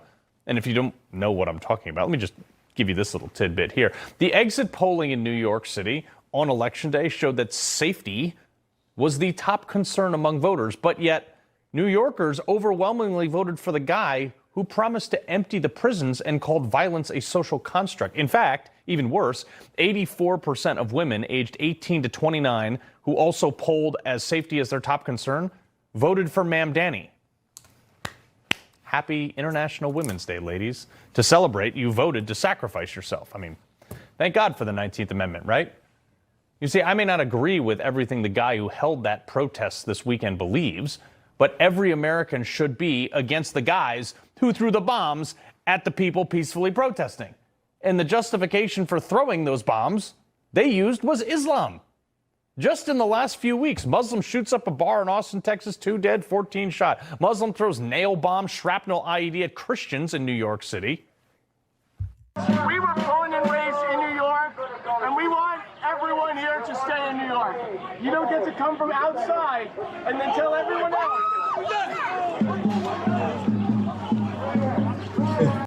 Literally saying we welcome everybody in New York. The guy pushes him down, throws a grenade over his head. Muslim posed enough of a threat that he had to be taken down off and removed from a Southwest flight from Nashville to Fort Lauderdale. A bomb threat was called in the Kansas City airport. Explosion hits near a U.S. embassy in Oslo while tensions skyrocket. Homeland Security warns of heightened lone wolf threatening attacks of Iranians. And don't forget the 3 bomb threats on the Upper East Side of Manhattan yesterday. But under the banner of diversity, tolerance, and I guess self-hatred, liberals have like mass imported Muslims, and not just Muslims, but a ton of other cultures that don't respect ours. That is how we had the 3 bomb threats and a Muslim throwing shrapnel grenades at those who were peaceably assembling. Because places like Dearborn, Michigan, were the majority Muslim city, whose Muslim mayor wanted to throw out an American citizen who lived there almost his whole life, protesting the renaming of streets to change them to terrorist-affiliated supporters. Yeah, I'd be mad about that too. I know it's hard to believe that a city that praising, the Ayatollah of Iran after Americans killed him. But I mean, Iran now saying that they're going to activate sleeper cells in America. I mean, challenge accepted. But folks, I think this is just the beginning. Look, I say don't be a victim. Be ready. Or are you more concerned with diversity and stuff? All right, so we're going to jump to another side of this story. There are some people that think that the sleeper cells have already been activated. At the U.S. consulate, I had a meeting actually planned with the Consul General Baxter Hunt, and he's a very good man. We had to cancel it, but I can reassure the Consul General and our U.S. friends and allies that we're going to throw everything at this.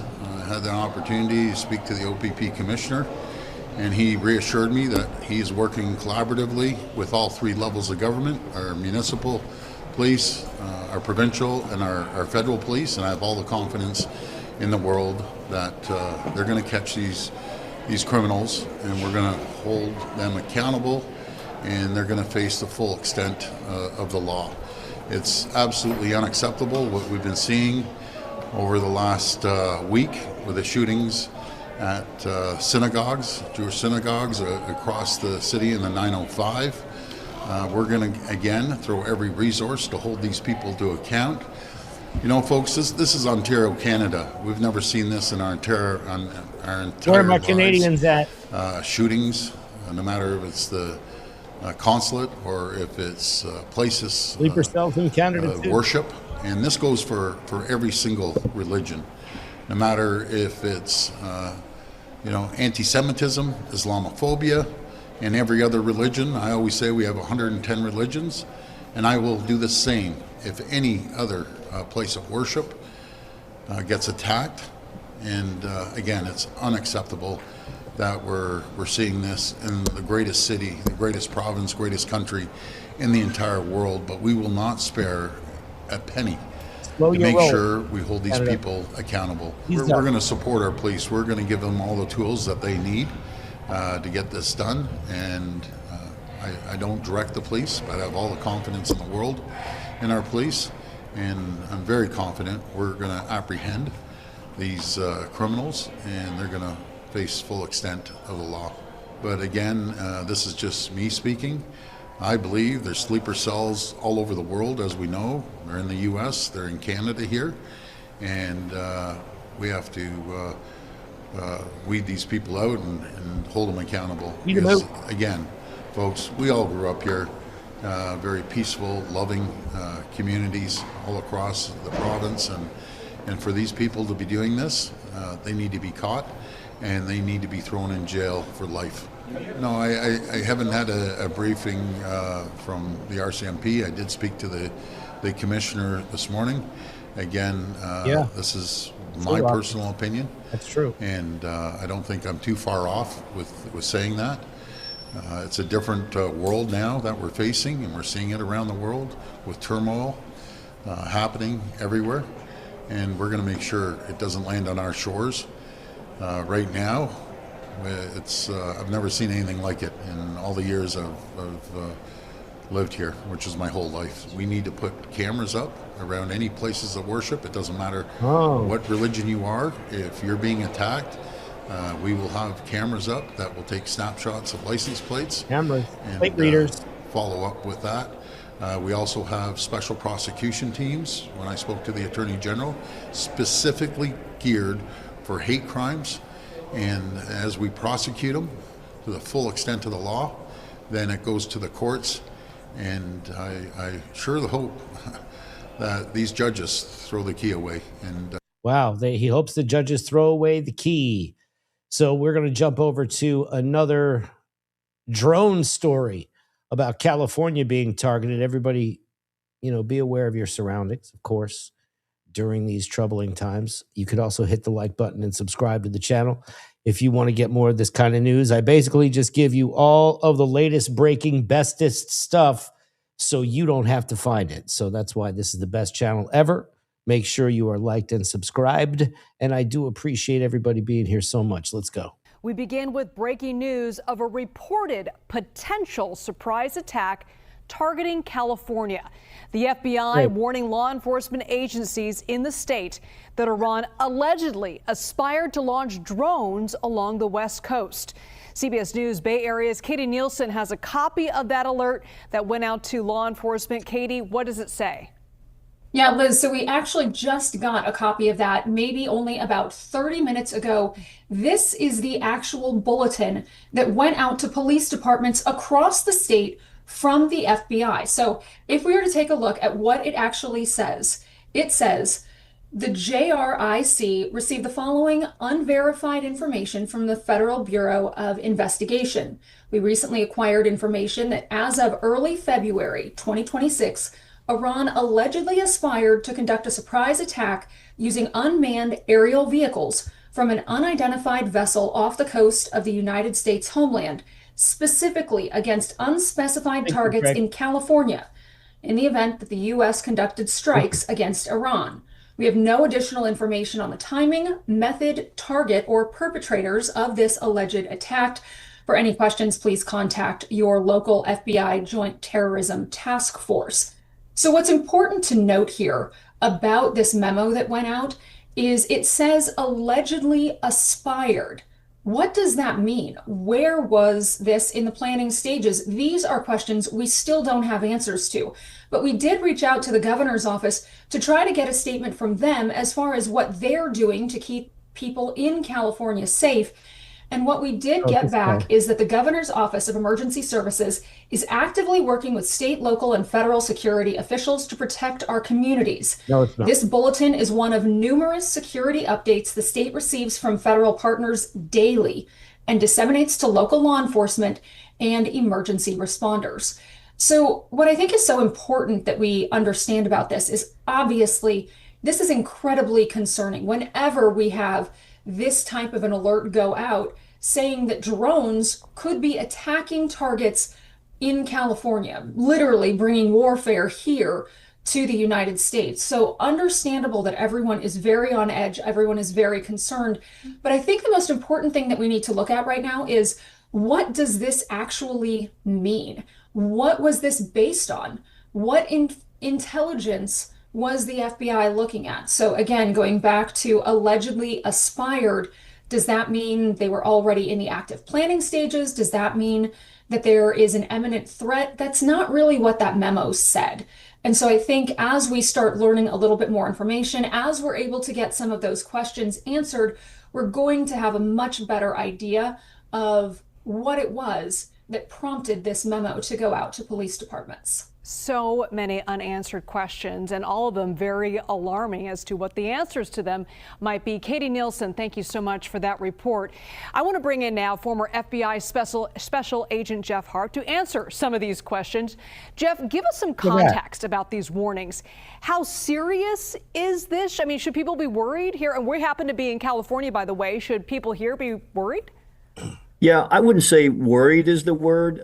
You got to understand that post 9/11, there is a directive to over communicate with all the different agencies out there. There's no longer any opportunity for law enforcement to hold things close to the vest. This stuff has to get pushed out. Now, one of the things, as I read through there, the JRIC, which is the fusion center down in LA, you got to remember that California has a sizable Iranian population in the Los Angeles area, in the South Bay here. So they have human intelligence out there, the intelligence agencies do, where they're collecting information.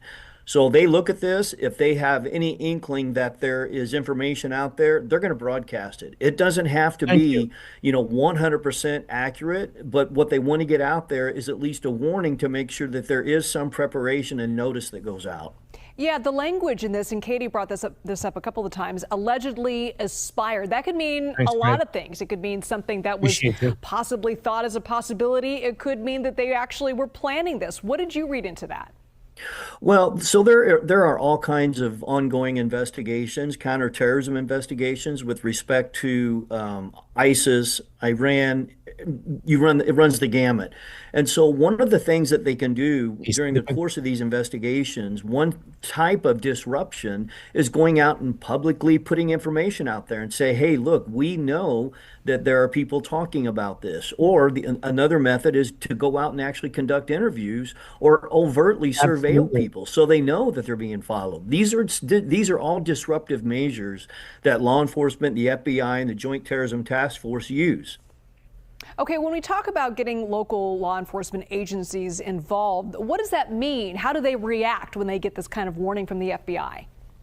Well, I would venture to guess that the chiefs all get briefed on this information before the bulletin comes out. It doesn't come to them as a surprise. Some of those officers sit on Joint Terrorism Task Force. That's the way they are by design, so that they can reach back into their departments and say, hey, look, this bulletin's going to be coming out, or we have this investigation going on within our AOR. So a lot of this is not going to be news to these guys, but they're going to at least be able to now bring this stuff to light to the public so they can share the information publicly.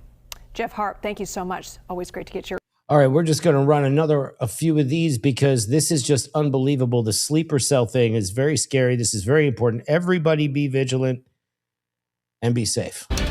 In national headlines tonight, some in Washington are sounding alarm bells about the possibility of sleeper cells, those who may wish to harm Americans and are already quietly living in the United States. As this guy's got a fantastic voice, by the way. Christine Frizzell reports, U.S. and Israeli attacks in Iran provide them with motivation to act. As attacks continue to be carried out across the Middle East, growing concerns about the ones that haven't yet happened here at home. You have people that entered the United States illegally and may have a very strong affiliation to Iran or a direct affiliation to Iran, and they might be here for the purpose of acting against us. Bernard Zaper, the former deputy assistant director of the Bureau of Alcohol, Tobacco, and Firearms, says rising fears of so-called sleeper cells should be taken seriously, since many in Iran are taught from a young age they will be rewarded in the afterlife for carrying out certain actions. And the current attacks in Iran and killing of Ayatollah Ali Khamenei could be motivation. It's a direct call to action for somebody that has radicalized Islamic beliefs, and they're called to act, and they're using the highest justification for murdering people. The weekend shooting at a bar in Austin, Texas, that left 2 dead and more than a dozen injured is being investigated as potentially an act of terrorism. The suspect, seen in this photo wearing a Property of Allah sweatshirt with reports that his T-shirt underneath contained a photo of the Iranian flag. Possible threats like this giving Republicans more fuel for their argument that the pause to funding for the Department of Homeland Security should be lifted. The Democrats are highly irresponsible to keep Homeland Security unfunded while we're in the middle of a war against the world's worst state sponsor of terrorism. It's an argument Democrats say they aren't buying. The Republicans are saying that because they launched an illegal, disastrous war in Iran, we should give them permission to continue using ICE to murder American citizens, to allow them to get the funding to tear gas schools. No. Defense Secretary Pete Hegseth was asked about the potential for sleeper cells during a press briefing at the Pentagon. He said the Iranian regime is one that seeks to export its ideology and sow terror, but the top officials here at home are, quote, ready for that. He said the American people can rest assured they're being vigilant on that threat. I'm Christine Frizzell reporting. President Trump says the U.S. and Israeli military operation in Iran is ahead of schedule, but attacks will continue until U.S. objectives just as long as they don't continue here. You know, let's not have them here in the U.S. How about that?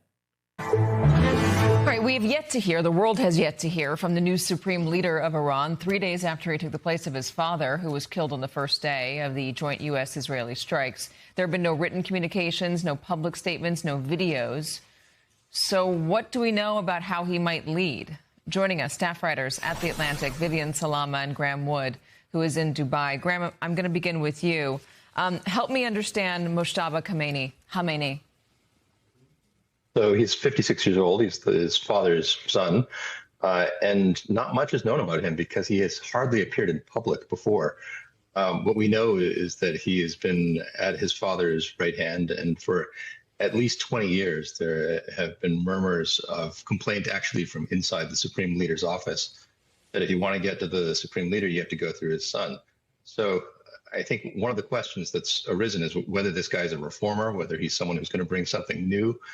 And all evidence is that if he wanted to bring something new, he had power before. So I think you'd have to be very optimistic to think that he's going to be a voice of reform, rather than someone who represents the hard line that the Islamic Republic has taken for quite some time.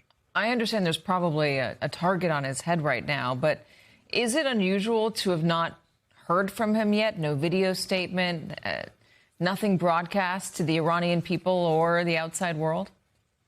It's definitely unusual. I mean, it's only the second time there's been a change of supreme leadership of the Islamic Republic. So it's not like we know exactly how it's supposed to change over.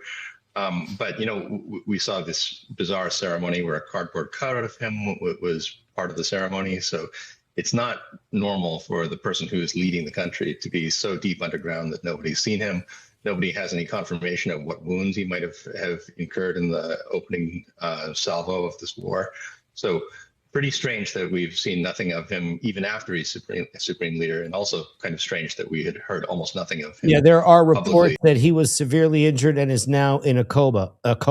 Mojtaba is in a coma reportedly after injuries from airstrikes. During the I thought he had 5 days. Years when he might have been speaking publicly as the son of the Supreme Leader. And I know you spoke to at least one person who knew him, who called him the most dangerous man in the world and was much more of a hardliner than even his father was. Wow. I wonder, even though we haven't seen him, it's clear there is a structure in place, a command structure in place still in Iran. They are launching attacks, Vivian, including attacks across the Gulf, even on some of the friendliest neighbors they have, Oman.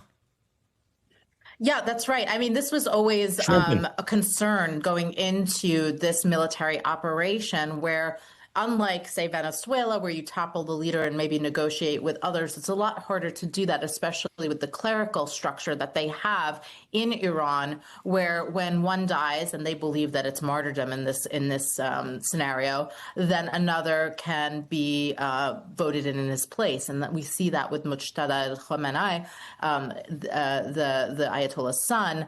And again, he was not necessarily one that was rumored to be the likely successor, but in this current conditions, There's a picture. Not that many photos of this guy. That is Mojtaba Khamenei. He is the new supreme leader that was just voted in by their council. About 80 people who voted him in. they believe that a hardliner would send a message that they are standing strong. And of course, to Graham's point, you know, the Iranians are pushing back on any questions about his well-being, saying that he's safe and sound. And they say that it's intentional that there hasn't been any video messages or any communication from him because he's in a bunker somewhere deep down underground, and any devices would essentially allow the U.S. and Israel to track him. And so that's their perspective. Of course, we do also hear that he might have been injured, and so it remains to be seen what his condition is. This live stream just passed 300,000 views. Thank you so much, guys. Couldn't have done it without you. Thank you. Thank you. What is the strategy, Graham, on firing across the Gulf? What does Iran think it's going to get out of that? So Iran knows that the Gulf countries are, first of all, allied with the United States, and second of all, are soft targets. I mean, there's a hope that you can split away the Gulf countries from the United States, that they cannot take the missiles, they can't take the drones. Breaking news. So we have some breaking news coming in right now. NBC claims that these planned drone attacks are not credible. Let's see what they have to say. They're saying not credible, fake news. Let's hear about it. Right now at 3, new developments in the war in the Middle East. Good afternoon, everyone. Thank you for joining us. I'm Annabelle Sedano. U.S. Central Command released this video saying it shows strikes on Iranian mine layers and other vessels in the Strait of Hormuz. And we've all been seeing those gas prices climbing as oil traffic through that crucial waterway is at a virtual standstill.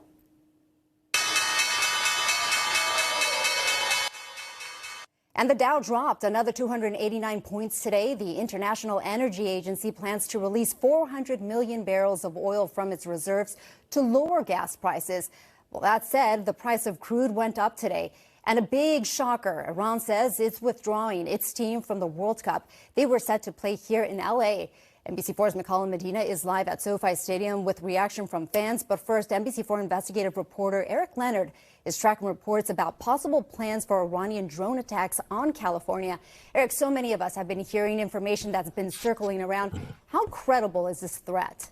In short, not credible at all. And we're told this is one of numerous scenarios that have been discussed at length and considered by local, state, and federal law enforcement agencies even before the U.S. military action against Iran began. Our law enforcement sources have told us that the idea of swarms of drones that could be launched from a ship offshore to hit California in retaliation for the U.S. attacks is not credible. And there are no known specific threats to California from Iran specifically. But that said, Governor Gavin Newsom said the state's operations center is aware of this report, and it's been in contact with police all over the state. Drone issues have been always top of mind, and we've assembled some work groups specifically around those concerns. But that's all I'll share at the moment. I have nothing more insightful beyond just what's been reported. Intelligence bulletins that were shared among federal and local law enforcement towards the end of February contemplated the possibility of drone attacks in the U.S., but it's considered raw intelligence information. It was not vetted or verified.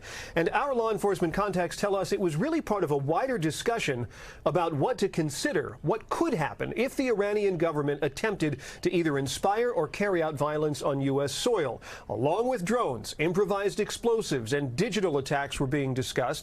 The U.S. Justice Department says Iranian operatives have tried unsuccessfully to cause harm here in the U.S. In fact, there were 2 plots disrupted in 2024. One was an alleged murder-for-hire effort to hire someone to try to assassinate the president. The other was an attempt to hire a hitman to murder an Iranian-American activist in Brooklyn. And in that case, a man was convicted just recently and sentenced to prison. So again, our contacts are telling us they don't believe the drones from a ship idea is credible. There's no specific information this was being planned. And at the moment, they say there are no threats to California. Live in the newsroom, I'm investigative reporter Eric Leonard, NBC4 News. Back to you. Hey, Eric, thank you for staying on top of that. Meantime, Iran says it will not play in the World Cup as a war with the U.S. and Israel escalates. If you've been following the schedule, you know the team was set to play 2 group stage games at SoFi Stadium this summer. NBC4's McCollum Medina is live at SoFi Stadium with what this could mean for the tournament and, of course, for fans who already have tickets. And, Mac, what comes to mind is the disappointment soccer fans are feeling, especially within the Iranian community. Yeah, we have a big Iranian population here in Southern California. No doubt they were going to be excited about Group G. 2 matches, as you mentioned, expected here at SoFi. They're going to play against Belgium and New Zealand. And now Iranian officials saying that the team will not take part in the World Cup, creating uncertainty for the tournament, obviously, and also for those fans here in Southern California. They persevered with that. This was the qualifying match that secured Iran a spot in the World Cup. The video posted on YouTube by FIFA. 2 of Iran's World Cup games, including the opening group match, was scheduled to be played right here at SoFi. But the country says escalating conflict with the United States is changing all of that. Iran's sports minister said in an interview with state TV that the country cannot compete after the assassination of their leader by U.S. forces. Thank you, he said in in part, under no circumstances gifted can we memberships. participate Thank in you the so World much. Cup. Our children are not safe, and fundamentally, such conditions for participation do not exist. President Trump, in the meantime, had reassured the head of FIFA that Iran could participate in the World Cup as recently as Tuesday, despite the ongoing war. It comes a day after 6 members of the Iranian women's national soccer team defected in Australia after remaining silent during their national anthem during the tournament there. Iran media had called the players traitors. FIFA had not confirmed the men's team is officially out of the tournament just yet, but they would have to replace the team in Group G. Possible replacements could include Iraq or even the United Arab Emirates, 2 teams that narrowly missed the qualification in Asia. The situation also raises a lot of questions for fans, especially here in Southern California, who may have already bought tickets for those matches at SoFi. It's unclear if FIFA would offer refunds or exchanges if the team's schedule to play changes.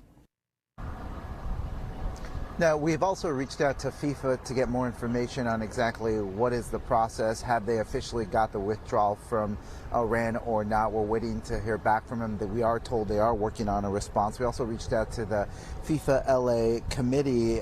They had declined comments, referring everything to FIFA. Again, not officially. Well, that's going to be something else. They're not playing here in the World Cup. Okay, fine. Let's go over to Iran and Hezbollah with some attacks on Israel. Let's see what's going on. 12 days into this war, and Iran's strategy ever clearer: hit the oil industry, hit the world economy. Oman says drones struck one of its coastal depots. It followed reported projectile strikes on 3 commercial vessels near the crucial Strait of Hormuz. With reports Iran had placed about a dozen mines in its waters, Iran threatening to take oil to $200 a barrel. Any vessel whose cargo or oil shipment is destined for the United States, the Zionist regime, or their hostile partners will be considered a legitimate target. What? Overnight, the US said it sank 16 Iranian ships, among them mine layers. But it's another alleged US strike from day one of this war, attracting ever more scrutiny. Iran says 175 people, most of them 7 to 12-year-old girls, were killed in the town of Minab, their elementary school adjoining a naval base destroyed. This image identified as a US Tomahawk cruise missile. Oof. Today, the New York Times reports that a preliminary US military inquiry has determined its forces were to blame. Donald Trump, who had erroneously said that Iran had Tomahawks, questioned today. A new report says the military investigation has found it was the United States that struck the school. I don't know about it. In Tehran today, a mass funeral for senior commanders killed in US and Israeli strikes. Declarations of support for the new Supreme Leader Mojtaba Khamenei, still to make a public statement since succeeding his father. An Iranian official telling the Reuters news agency that he was lightly injured but continuing to operate. All these people here will defend their homeland, their new leader, and the principles of their martyred imam to the last drop of their blood. Opponents of the regime warned today that they'll be dealt with as enemies if they protest in the streets, as they watch the unrelenting bombing from their homes. We heard from one such voice today. We're calling her Mona, her words spoken by an actor. Our only hope for continuing this life is that the Islamic Republic is destroyed. We have nothing left to lose. And if these people stay in charge, there will be nothing left of the country. The US military saying it had struck 5,500 targets so far, that Iran's drone and missile attacks had dropped drastically as a result.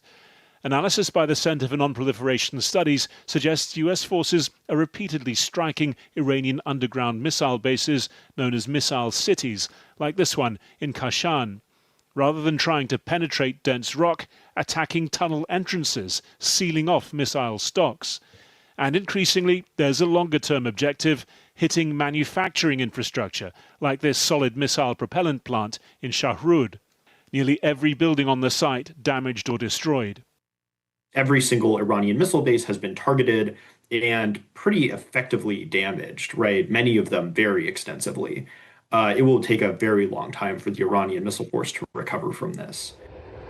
The US president himself telling the Axios news site that there was practically nothing left to hit inside Iran, repeating that the war would end soon. But at RAF Fairford, the US bombers were still being prepped for more missions.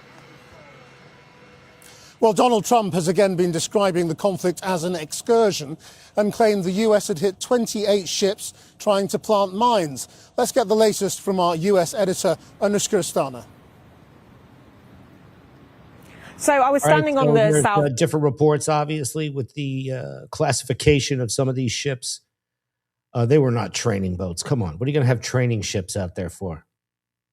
Lawn earlier, listening to. We listened yesterday and today to some of the interviews with Prime Minister from Iran, Abbas Aghdani. He said that they're not doing that. They're not hitting ships. They are. They're absolutely hitting ships. Donald Trump as he headed across to Marine One, and I would describe his mood as pretty bullish on all of this. He was talking again about Iran's behavior over 47 years rather than specifically over recent years, and he was saying that the US had hit Iran harder than any country had been hit in history. He said he'd been having conversations with other leaders who had been praising how strong the US military had been. It's as if he wants to frame this whole thing around the idea of US military might. But Krish, as you've been saying, it looks like increasingly likely that the US military may have made one of the most devastating errors in recent decades, striking a school potentially and killing 175, most of them children. It's been interesting to hear Donald Trump's words, language change around that issue, originally suggesting, as you just heard, that it might have been Iran, that Tomahawks are generic missiles. In fact, they're sold by the US and they have not sold them to Iran, only to a few close allies. He has said at one point that he will live with what that report says, but he's going to have to do more than live with it. He's going to have to explain, and presumably consequences will be demanded. And did he say anything about the oil crisis?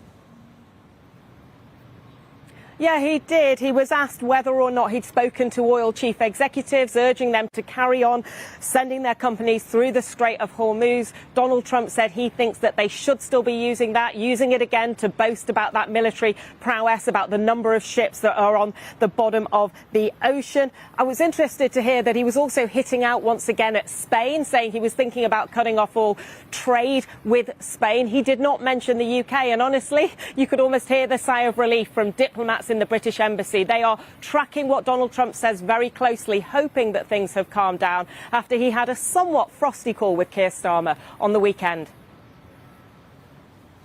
Anushka Astana in Washington. Well, a little earlier, I was joined from New York by Richard Haas, who held senior positions in the U.S. Defense and State Department and was an advisor to Colin Powell in the lead up to the Iraq War.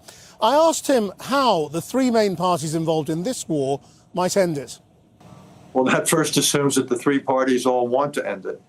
At the moment, it's not clear any of them do, but I think it's a question more of when, not if, the United States does. Israel probably prefers for this to go on for some time and then some. Iran is the biggest question mark. The question is whether they're prepared to settle. If so, what kind of terms and so forth. But I think the hard truth is it takes one country to begin a war, and in this case, it's going to take three to end it. Why would Iran want to carry on, given how much of a pasting they're taking? Well, they've taken, as you call it, a pasting. So most of the damage, or a lot of the damage that could be done, has been done, certainly to their military forces. The real reason for them to carry on, besides domestic politics, to send the message that you can't attack them and get away with it scot-free, is to put pressure on the United States and others. So if there is a negotiation, that would affect the terms that the United States might be willing to agree to, be it a compromise on the nuclear program or conceivably easing some of the economic sanctions. As the man who wrote about wars of necessity and wars of choice, the Americans and Israelis say it was a necessity. Do you argue it was a choice? 100% it was a choice. There was nothing new about the threat posed by Iran. Everything that administration figures in my country have said over the last, 10 days, they could have said 6 months ago. They didn't give negotiations a fair chance. If you contrast the patience and the willingness to compromise vis-a-vis Russia when it comes to Ukraine and what the United States demonstrated towards Iran, I would say it's night and day. I think for Israel, it's a different calculation. And indeed, that's an interesting point, that Israeli interests and American interests are not one and the same here. And is it too soon for you to work out what this war was really about? Or is that coming into view? It's a really interesting question. When you say what it's about, I think there was a desire, certainly in Israel, to cut Iran down to size, particularly the ballistic missile force, not a doubt. I think in the United States, it was seen as something of an opportunity. I have a couple of rules when it comes to foreign policy. One is really understand the country before you go to war with it. And I think the United States violated or ignored that rule 20-odd years ago when we went to war with Iraq. And I think we once again ignored that rule in the case of Iran. Donald Trump and his military leaders seem very confident that this has gone extraordinarily well militarily. What do you make of that? I think it has. And that's what's interesting about this, that you can win a war militarily, yet not win it strategically and politically. It reminds me of some other wars of choice the United States has fought over the years, like Vietnam and so forth. And if you looked at a narrow accounting of how many casualties were on one side as opposed to the other, and the rest, you would have said, wow, we won. But when one looks at the pain we are going to have to absorb when it comes to inflation, the cost of energy, the cost of food because of fertilizer, it's not clear exactly how you tally up the, who's won, who's lost. So yes, we've won militarily, but to win militarily on the battlefield is not the same as winning a war. Richard Haas, thank you very much. Thank you. Now, Western intelligence sources have claimed that Russia is sharing advanced drone tactics with Iran, according to a report by CNN, which says the information is helping the Iranian regime to launch its strikes against U.S. military bases and Gulf nations. Moscow has previously denied claims that it's providing intelligence to Iran. The war in the Middle East offers Russia an opportunity to expand its influence, diplomatically and economically, something unlikely to have escaped Vladimir Putin. Moscow has long maintained close ties with Iran. At the same time, Moscow is attempting to position itself as a global peacemaker, condemning what it calls an unprovoked act of armed aggression by the United States and Israel, and criticizing the assassination of Iran's supreme leader. Military cooperation between Russia and Iran has deepened in recent years, with Iran developing the Shahid drone technology that Russia has scaled up for mass production and battlefield use in Ukraine. With the Strait of Hormuz effectively out of business and disruptions to global oil supply, with producers including Iraq, Kuwait and the UAE cutting output, energy markets are in turmoil. Some may look to Russia to help offset the supply shocks. Putin has already signalled his readiness to supply Europe with the oil and gas it requires. European leaders warn that would be a mistake. Some argue that we should abandon our long-term strategy and even go back to Russian fossil fuels. This would be a strategic blunder. The irony is striking. More than 4 years after invading Ukraine, Russia is now accused of helping fuel another conflict, even as global attention shifts away from the war it began. Well, joining me now from Vienna is Russian diplomat Dmitry Polyansky, who is Russia's representative at the Organization for Security and Cooperation in Europe. Thank you for joining us. Can you begin by just telling me what support and help is Russia giving Iran, if any? As far as I know, judging from what my president said, answering these questions, Iran has not asked for any support, any help, and that was it. But you are close allies, and you fought together before in Syria, notably. I mean, the question is, why not? I don't know why Iranians are not asking for any help from us. I think they can defend themselves on their own, and they are showing that they are capable of doing it. 120. I think everybody sees this. So you need to ask this question. It's 120 a barrel now. To Iranians, not to me. And if there was a request, would Russia consider it? You're a master of asking hypothetical questions. Are we here for that, or are we to discuss practical things? Well, I mean, I'm just trying to get at the nature of the relationship between the two. But if you don't want to talk about that, then let's talk about practical things. In the United Nations, is Russia intending on blocking the West? Are we here to talk about hypothetical things, or we get down to business? Western-sponsored resolution condemning the violence. Well, I think you should ask my colleagues at the United Nations about this, because I am dealing with the OSCE right now. It's the questions of European security and Europe's involvement in the war in Ukraine. That's my portfolio. And where do you feel you sit at the moment, given European anxiety about where this war might spread? How are you able to reassure your opposite numbers?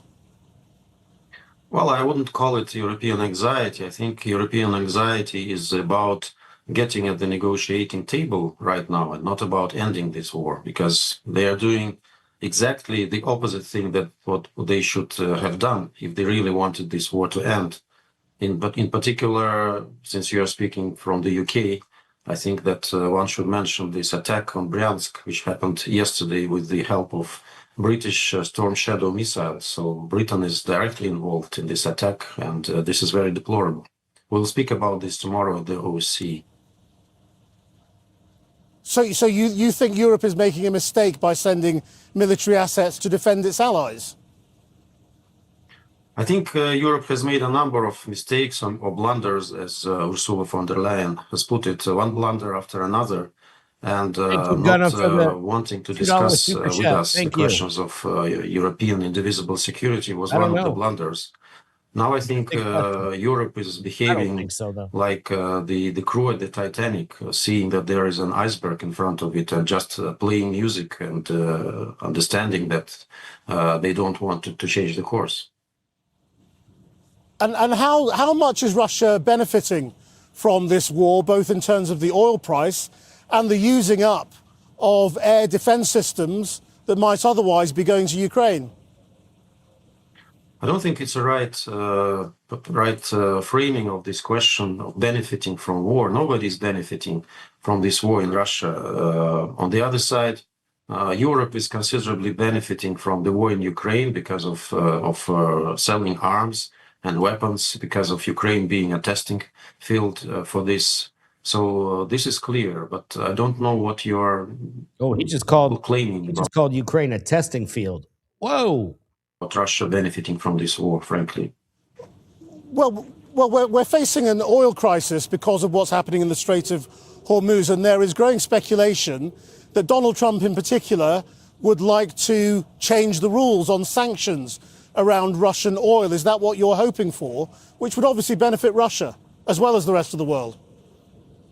Well, I think that you are facing the oil crisis first and foremost, and the gas crisis potentially as the consequences of your reckless decisions to do away without Russian cheap and reliable energy sources. I don't think that's the main reason of the oil crisis that it is now in Europe. I mean, Iranian situation. Ambassador, thank you for your time.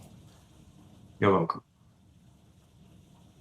Wow. Well, for the latest episode of The Forecast, I've also been speaking to the comedian and actor Omid Jalili about why he believes the Iranian regime cannot reform and why some Iranians say the war may be the only way to bring the regime down. You can find it wherever you get your podcasts and on YouTube. Kieran. Cheers, Chris. Well, 400 million barrels of oil will be released from the emergency reserves of some of the world's largest economies, with the International Energy Agency saying the oil market is now facing challenges unprecedented in scale. Our economics reporter, Neil MacDonald, joins me now. So, Neil, how big is this and what's the plan behind it? Wow. This is a dramatic move, Kieran. It involves 32 countries, including the UK. So 32 countries going to be able to put up barrels of oil from their oil reserves. Interesting. And it involves... I've never seen this before. A third of their entire existing emergency stockpiles of oil. So 400 million barrels are going to be released, as you said. Now, that is more than double the amount that was released back in 2022 when Russia invaded Ukraine. This is the largest release of oil the IEA has ever been involved in. The plan, well, 20 million barrels of oil normally go through the Strait of Hormuz. And of course, right now, that's basically zero. So replace the oil, reassure the markets and get the prices down. The problem is that, of course, the 20 million, the 400 million that's being released is only about 20 days of the amount that normally be coming through the Strait of Hormuz. I don't think anyone really believes that this can replace the need to get the tankers moving again. And in fact, the price of oil actually went up slightly when this move was announced. And here in the UK, Neil, there are signs that the government might take some action on fuel duties. Yeah, I mean, fuel duties are currently frozen, but they are due to go up this autumn by a penny. Now, given the fact the price of petrol has gone up by about 7 pence a litre. What's the price of gas in your area, chat? Let me know what the price of gas is in your area. Drop that in the chat for me. This is unbelievable. I mean, I don't think this has ever happened before where so many countries had to come together to, you know, sort of break off a little something from their reserves. I just don't think it's happened before. Over the last 10 days, can any government actually push that additional increase through? The Conservatives are saying, no, just forget it. Today, the Prime Minister said that the situation was under review. The problem is that changing that policy is not cost-free. If they get rid of the 1p increase they're planning for the 1st of September, that will lead to £400 million lost in tax revenues. The 2p increase they're planning for December, that would cost them 900 million. And it's the same again next March. The 2p increase would cost them another 900 million. So like £2 billion to entirely replace that policy. I think the Treasury want to get across the idea that they will protect consumers, but they just think it's far too early in this crisis to decide where things are going to land, particularly given how endlessly fluctuating the price of oil is at the moment. Okay, thanks, Neil. We're going to jump right to some of this CENTCOM stuff. This is some real you know, there's some real Top Gun stuff right here. We're going to take a look at it and see what happens. This is from CENTCOM. This is called 100 Hours of Operation Epic Fury. It's not 100 hours. It's not. The United States and its partners have... The United States and its partners have launched Operation Epic Fury. Launched Operation Epic Fury. The most lethal, most complex, and most precise aerial operation in history. Our military in the Middle East is undertaking an unprecedented operation to eliminate Iran's ability to threaten Americans, as they've 40 of those. Thank you so much. Been doing for nearly half a century. We are also sinking the Iranian Navy, the entire Navy. We didn't start this war, but under President Trump, we are finishing it. What is that? What is that, Shaki? What is that denomination there? Combat operations continue at this time in full force, and they will continue until all of our objectives are achieved.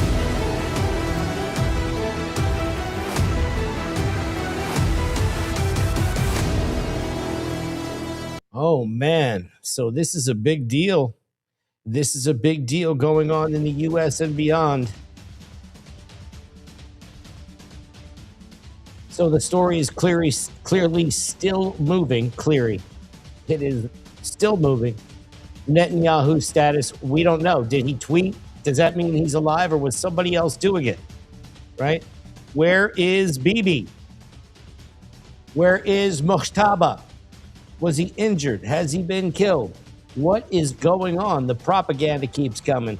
If this helped you cut through some of this chaos, hit the like before you go so more people can see it. Subscribe, hit the notifications, turn them on so you catch all of my live streams about this, because sometimes I do horizontal.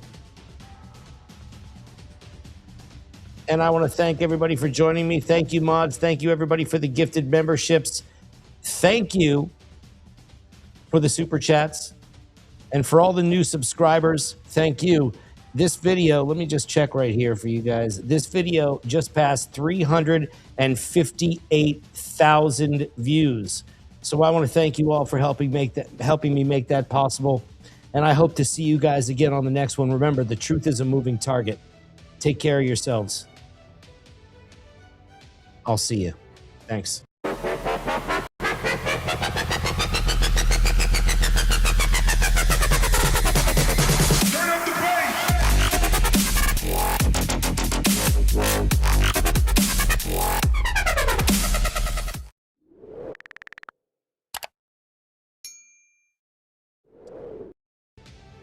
Yeah.